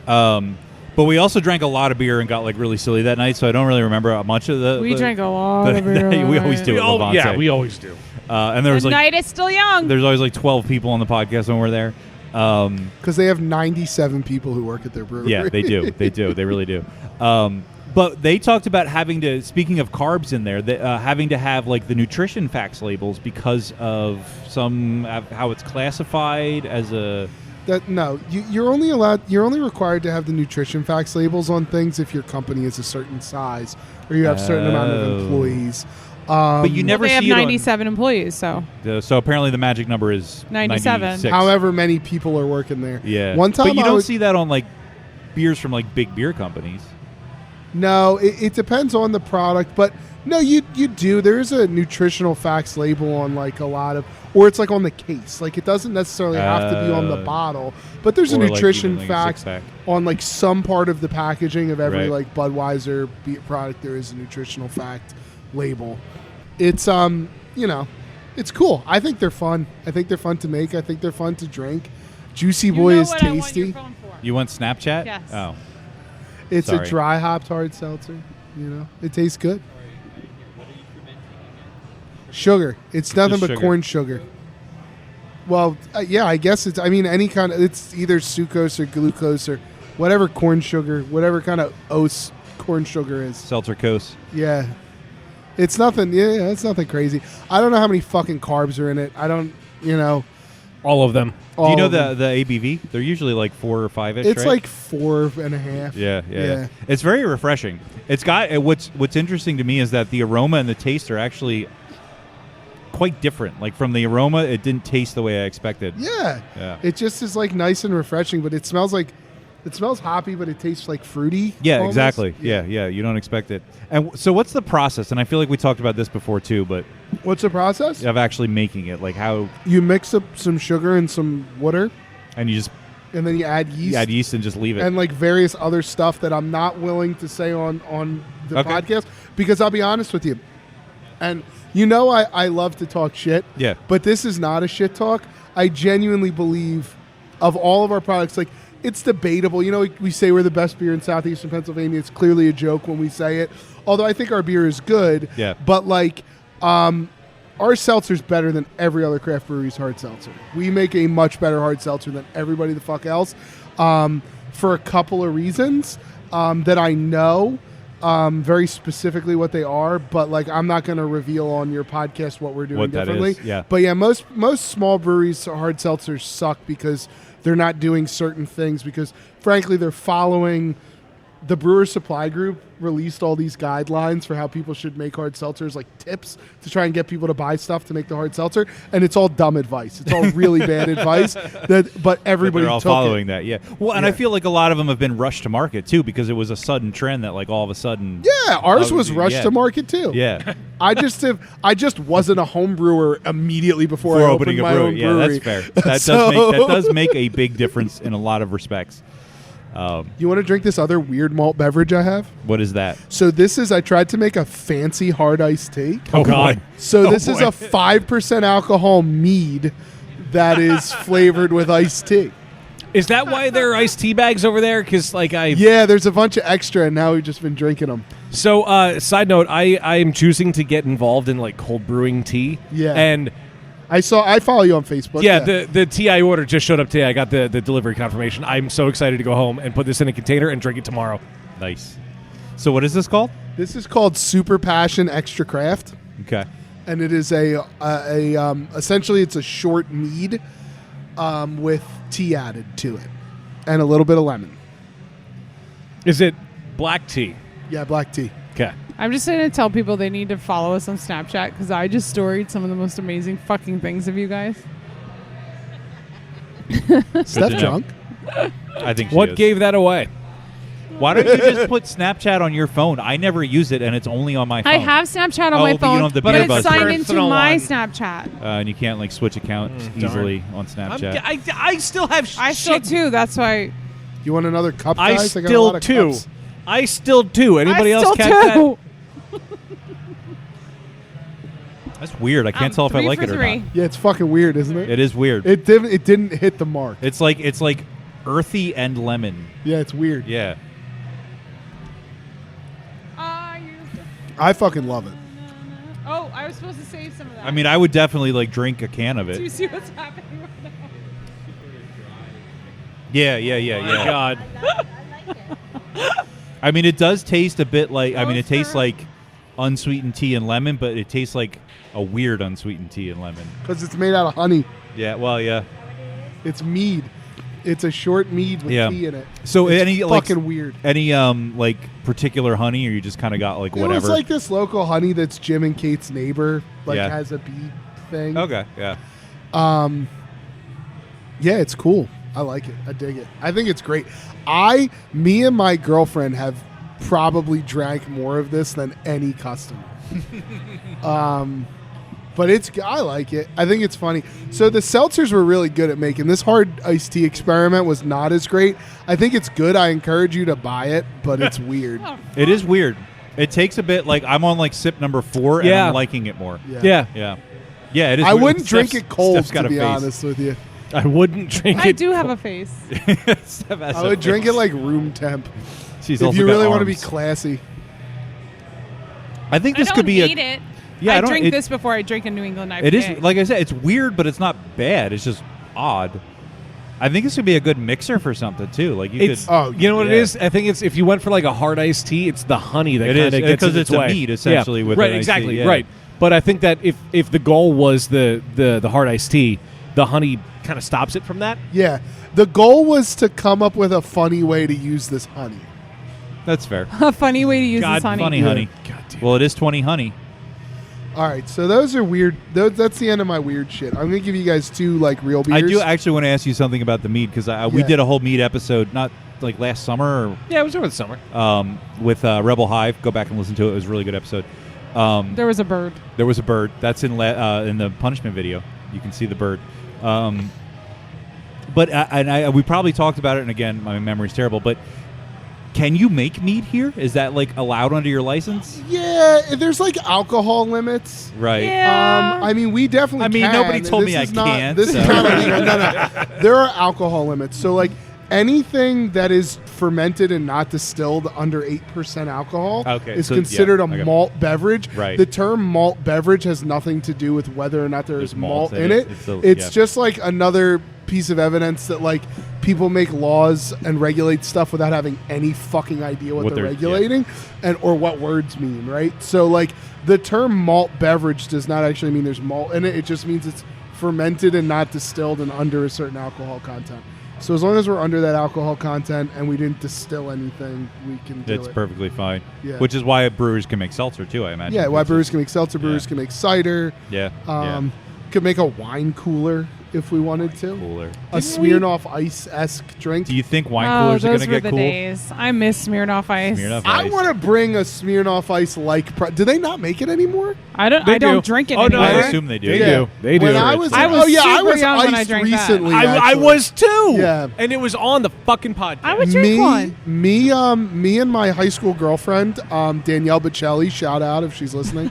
I doubt that she is. That's sweet. Chances are slim, but In sure. In South Philly, back when She South, missed out on the most gorgeous Yeah. guy ever. well, she had me for a little bit. Yeah, but she lost you, so she missed out. Yeah, she can't keep. She started dating some dude named Patrick, and it's a long story. But she lived in South Philly when South Philly was not nice. It's when she grew up there, like when we were young high school, and when Passyunk Ave was populated way more with homeless people than it was with like rich hipsters. Me and her would pay people outside of the liquor store near her house on 11th and Winton to buy us like 40 ounces of Smirnoff Ice because they used to make them in big bottles too. Oh, I remember. And we would get a couple big bottles of Smirnoff Ice and we would drink them in the parking lot of Newman Greddy High School. Nice. And then we would make out. And then we would make out. It's a very high school And would you Face. giggle like that? Yeah, I'm making out I'm with a sure. girl. I would be like, oh my God. Was Zima a seltzer? Yeah. Is that essentially what? It's, yeah. it's a hard seltzer. Isn't Yeah. that like the OG seltzer? I think so, but it was like unflavored. Like it was just like Yeah. like an unflavored La Croix with alcohol. Yeah. All right. Here's Wishbone. It's a Saison. He's like, I got food in front of me. We got to move this along now. Is Wishbone named after the dog? So, no, Wishbone is named because I brewed it on the 11th, and all of the metrics were 11 the first time I brewed it. So it was like 11, 11, 11, 11. And then it was bone dry, so I came up with Wishbone. This was like me feeling a lot of freedom about like my beer naming. So here's the Saison, guys. And that is amazing. Is this the only can of the tea stuff? Yeah, I only brought one can this round. All right. I just want to make sure we save them for the punishment. Yeah, I understand. I'm going to have to do and this I think thing. the tea would add a nice thing, but I there's like only a drop left, so. It would add a really nice, delightful flavor note. I think so. That tea thing is terrible. I'm You got a sorry. salad? No, these are tachos. Oh, I almost ordered those. I like how he said this is for later, and then he opens it up and I'm immediately. just going to dip one in the salsa here. You can't eat just one. Do I get the buffalo chicken dip or do I get that next? Who's closing up the kitchen? They're too late. Oh, they told me 9:30. Yeah, it's almost 9:30, dude. It's 9:06. Oh, well then I don't know. You're the guy that owns the place. Yeah, but he's the cook, and I'm not going to fuck with him. He knows. See, Ethan knows what's up. Don't drink it all, so there's some for. Yeah, save some for the punishment. I mean, we're just basically going to mix whatever's left. This is nice. Yeah, this is beer. It is. Yeah. Beer flavored beer. It's got a nice little Saison. funk in the aroma. Thank you. I mean, What's this one called? yeah. Wishbone. Oh, that's right. I even asked about Yeah, the there was dog. a whole story about 11s. 11. 11sies. You know I got to be back in this brewery at 5 in the morning tomorrow. That sucks. Why don't you just sleep here? I've done that before. I got an air mattress in the back. Yeah, just stay. Nah, dude. There's a lot of stuff I got at my house that I don't have here that I Like want to go deodorant? explore. Wait, you're not wearing it now. I'm not going to wear it tomorrow either, Steph. No. Here's some things. Change of underpants. My girlfriend. I like to see her. You know? She could also, come out here. No, she doesn't even have a car. She drives a little Vespa around. She's not driving her She fucking can Vespa out here. She drives a little Vespa She around. absolutely cannot Vespa to Royersford on 76. Oh my God, I'm going to pee my pants. Stop. You know, Vespa. It's like 30 degrees out, so she's gonna Vespa her ass. to Oh, then that's her She's fault for gonna having a Vespa. Oh my God, she's going to Vespa her ass. Jesus Christ. It's actually not a Vespa. It's like a lower grade model. It's called the Buddy Kick. It's a cool ass scooter, and all the little kids in our neighborhood are constantly asking her for rides on her scooter. Wow. It's great. It's really awesome. There's this little adorable little girl named Zora who lives on our block, and she's got this alarm on the scooter, and you can hear it. The way that it works is like if you move the handlebars, it'll make like a chirp, and then only if you're like fucking with it will it start going into an alarm. And like once a week, we'll hear it like chirp and peek outside, and little Zora is just like sprinting down the fucking block. It's so funny. And she'll come up to Rachel every once in a while and she'll be like, when you going to let me ride that thing? Or when you going to drive me around on that thing? And Rachel will be like, when I get really good at it. And then she'll be like, are you good at it yet? And Rachel will be like, no. Because the real answer is like, I can't drive the neighbor girl around on my scooter without her mom's permission. Yeah. And I don't know her mom. Yeah. But I can't explain that to a 5-year-old, you know? Dan just left the podcast. He's going to try and order buffalo chicken dip. When I ordered this takeout, I cooked Ben. It seems like he's probably had a long night. He's been here for a long time. Was like, is anybody else going to order anything? Like, I'm trying to get some stuff done. I was like, I don't think anybody else is. And so now Dan's going to over order there. buffalo chicken dip. Dan's going to like, fuck everything up. Yeah, Motherfucker. Ben's God gonna damn be, it, Dan. Ben is going to be pissed at me, but that's fine. At you? It's not your fault. Well, not because I told him not to expect another order. How are you going to know? I don't fucking know. I'm just trying to listen. I want to get Dan fed. My obligation, number one, as a business owner, is with my employees, and Ben is my most key employee. I love Ben Because he feeds you. because he feeds me and he runs the fuck out of that kitchen. He's so good at cooking stuff. He's the best cook.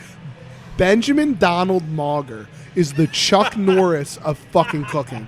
I swear to God. So he's that's never true. going to die? He is the Chuck fucking. When chickens find out that they are destined to be cooked by Ben, they surrender their wings willingly. I want Wow. that kind of power. Wow.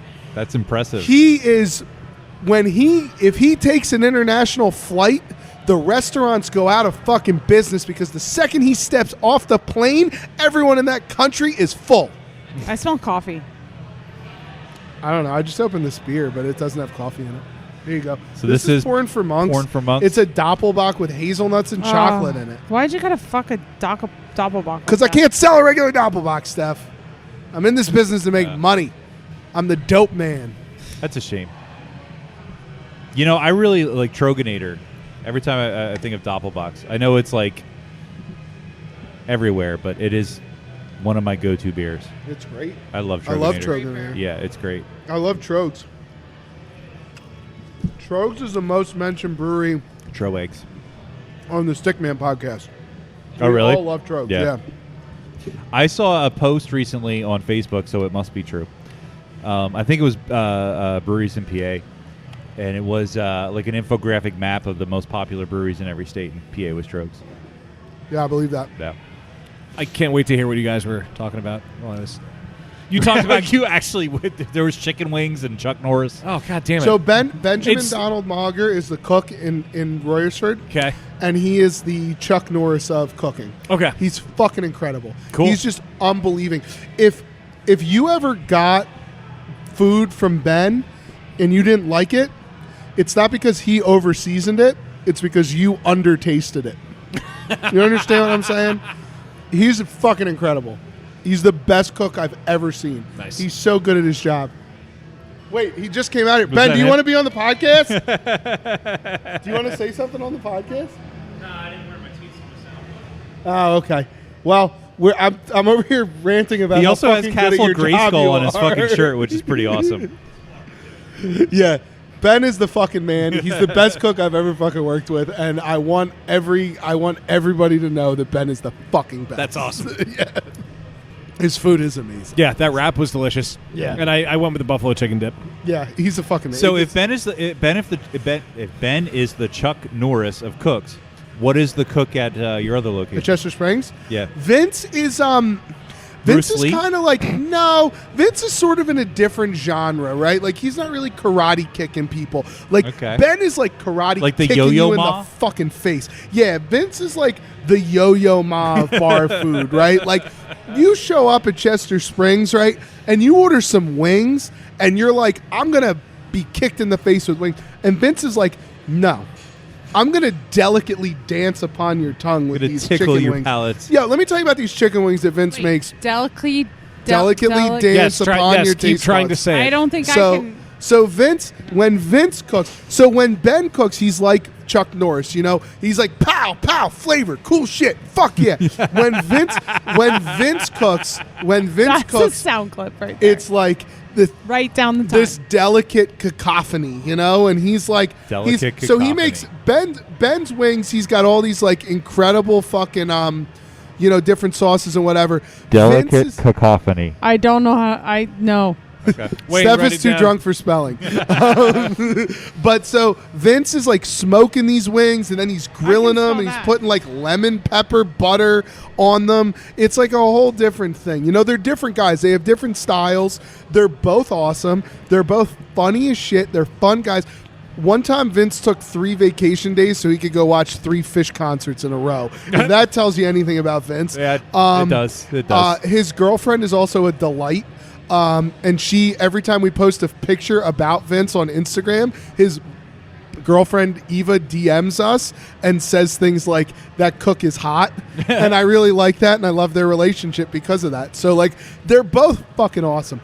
Ben the other day ordered from eBay like a He-Man like set with like a castle and like all the action figures and shit. And like that's all you got to know about him. He's also Ben is also like Vince is like this fish head, and he like goes around and like listens to these crazy concerts and stuff like that. Jam bands.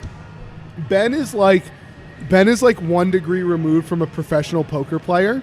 He goes to the casino all the time, but he's not like playing the slots or whatever. He's like hustling people on the poker table. These two cooks, Ben and Vince, together are like a superhero crime fighting duo of kitchens. They're fucking awesome. I love these guys. They make delicious food. They're both fucking hilarious, awesome people, and I'm so happy to work with them. I'm so happy to have them at Stickman. Don't cut that. I wasn't planning on it.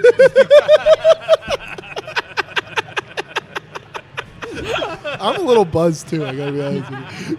Well, you better be blowing up that air mattress then. I'm not. I'm Oh good. man. You better be blowing up that air mattress. I'm just writing random shit now. Yeah. I really wonder how your I don't spelling think is. I'm actually like entire. I'm just like feeling a little loopy. I've also been here for forever. You got to be back at 5 o'clock in the morning. Yeah, and I was here at 6. So Jesus, man. that's what happens when you open your own business. You know what my number one recommendation is? Don't open your own brewery. Your life sucks for a while if you open your own brewery. Do we drink Let everything? me have this No, drink the joke. Doppelbock. Did we talk talk about it? No. It's good. Thanks. It's good. I'd be interested to taste it without the extra stuff. Me too. Yeah, me. Well, trust I me, don't hate it, though, It with the tastes stuff. fucking great without Without the that? extra Yeah. stuff in it. It tastes awesome. It's a really good solid base beer. So then why do you add the special shit? So To he can sell make it. money. Yeah. Do the hazelnuts and the cocoa nibs actually like make it sell that much more? No. So first of all, yes, absolutely. Really? I'm sure, yeah. 100%. But number two, I think that as far as like adjunct beers go, I'll stand by this one before I'll stand by a lot of things. The hazelnut and the cocoa nibs both like make a lot of sense flavor profile wise. Oh, there's the buffalo chicken. Here's your dip. damn food, Dan. Oh my Can Ben God. finally go this home is now? Benjamin Donald Thank you. fucking rocking look it at again. that. That looks it's amazing. so goddamn good. I had some earlier. Ben gave me a shot of the dip. No, I told him. Told him that they couldn't. They had to get their orders in because so you could finish up and get the fuck out of here. Blame Thank them at the you. bar. They told me 9:30. Blame them.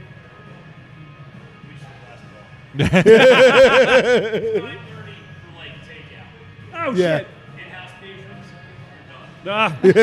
I'm done. Thank you. You're done. So like, the thing is like the adjuncts do actually make flavor sense. They're not just there to be there. Like we use a little bit of roasted malt, which is chocolate. Yeah, the combination of things makes sense. It's not Yeah. like stupid, but Yeah, so like in this particular beer, like the adjuncts are there because it makes flavor sense, as opposed to like every pastry stout we do, where it's just like Right. people think this sounds great. yeah, you or know? fried chicken. Yeah. in an Well, I'm not IPA. putting any frozen pizzas or fried chicken in a beer. You say that now. Can you Listen, Next episode at Stickman. Can you I know, put his right? buffalo dip in a I've beer? I put a frozen pizza in I'll my put beer. the buffalo. I've dip come in. around to Put put the it How buffalo dip in a fucking beer. dope is he gave me so fucking good. earlier today? He just gave me like a little shot glass full of the buffalo dip.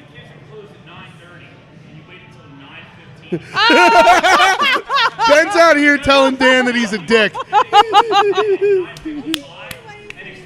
In my defense, I asked them when I could order food until, and they said 9:30. Oh my god. I know how to phrase the question. We love you, Ben.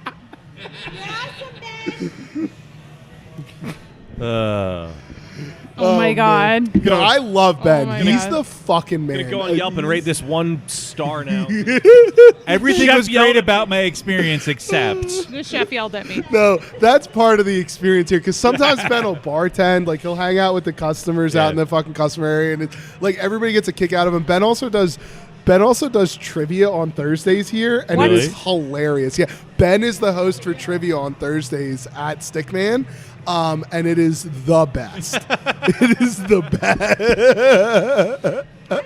so if people want to find Stickman on the internet, where should they go? StickmanBrews.com. All right. On social media at Stickman Brews on all your various social media Hey, platforms. speaking of, you talked earlier about hiring a lot of specialized individuals. Do you have someone doing like your social media now, So or is that Kate primarily, my business partner Right, Kate? yeah. She primarily handles the social media, and I insert random shit? dumb random shit. So in I it. know like most businesses or entities have like one platform they do the most. What is yours? Instagram. Instagram is your thing? Okay. Yeah. All right. We do a lot of Facebook and Instagram. We do less Twitter. Honestly, the reason we do not fuck with Twitter is because there are so many people who tie their Twitter to their Untapped account, and every beer they check in is a mention, and it is the most annoying. That's fucking annoying. I got to tell you, if you do that, every brewer you have ever drank a beer from has made fun of you personally. I promise you that to be true. Do not tie your Untapped to your Twitter account. That's the worst thing you can do. That's funny. And but so as a result, we stay away from Twitter. We post stuff on there, but we don't really interact with people on Twitter. Instagram, we're the most active on. Facebook to a lesser degree. I love the Instagram story. If you see the Instagram story, it's usually me. The posts are usually Kate. So and the podcast, Bad Beer and High Prices. Bad Beer and High Prices. Is that like pretty much everywhere? All iTunes, the podcasty places, or whatever you say now. All the Apple Podcasts, podcasty all that. Yeah. You can also find Beer Busters on the internet, on Facebook. We are Beer Busters Podcast. On Twitter and Instagram, we are at Beer Busters. There's BeerBustersPodcast.com. There's also Patreon. If you really like the show, support us on Patreon. Get behind the scenes stuff. Get bonus content. And I actually wanted to mention this. I was thinking about this last night when I was doing some stuff on Patreon. There's a pretty big back catalog now of Last Call. We've been doing Last Call for a while. We have. And we've been doing the punishment videos for not as long, but quite a while as well. So, like, if you are not a patron yet, you sign to be a patron for like a month and just like binge all that shit for $1. And there's other perks. You can get mentioned on the show. Hang around for longer, though. What's that? They should hang around for longer. Oh, they should. They should. But also, like, whatever. We'll take $1. But yeah, higher tiers get other things. You get mentioned on the show. You get your name in the credits to the punishment video. You can watch Steph and Ethan drink a suicide cup from this episode. We're going to do it. Yeah, you're going to do it. We're going to do it. Don't forget also, if you've listened to this far, you must like us. So rate and review us on your podcast platform of choice. That helps us get in front of more people. Please do that for all the podcasts you listen to. Do that for Ethan's podcast. Definitely check him out. If you liked what he had to say tonight, you're probably going to love his podcast. And go back and listen to old Stickman episodes. Yeah, find the Stickman episodes. 139 was the last one. That was the last one. We've done a few now. They're always, honestly, some of our best performing episodes. People really like listening to. Which I don't get why, but thank you. I don't know. I feel like something must have happened the first time we were here that like caused because I remember that one like really got a spike. Yeah. And I don't know if like you guys promoted somewhere that like really caught on, or somebody somehow, you know how weird things like that happen on the internet. And I think like people were just like, oh, that was pretty cool. So the next time you guys came around, like it was popular again. So we'll find out. Not as popular as Gene from Tired Hands. The episode he was on. Don't fucking tell me that. Is our most downloaded episode. And it wasn't even a Tired Hands episode. And my favorite line ever on our podcast, he said. What did he say? Oh, hold on. Dan's got to find it. Don't let it piss you off. Don't let it piss you off.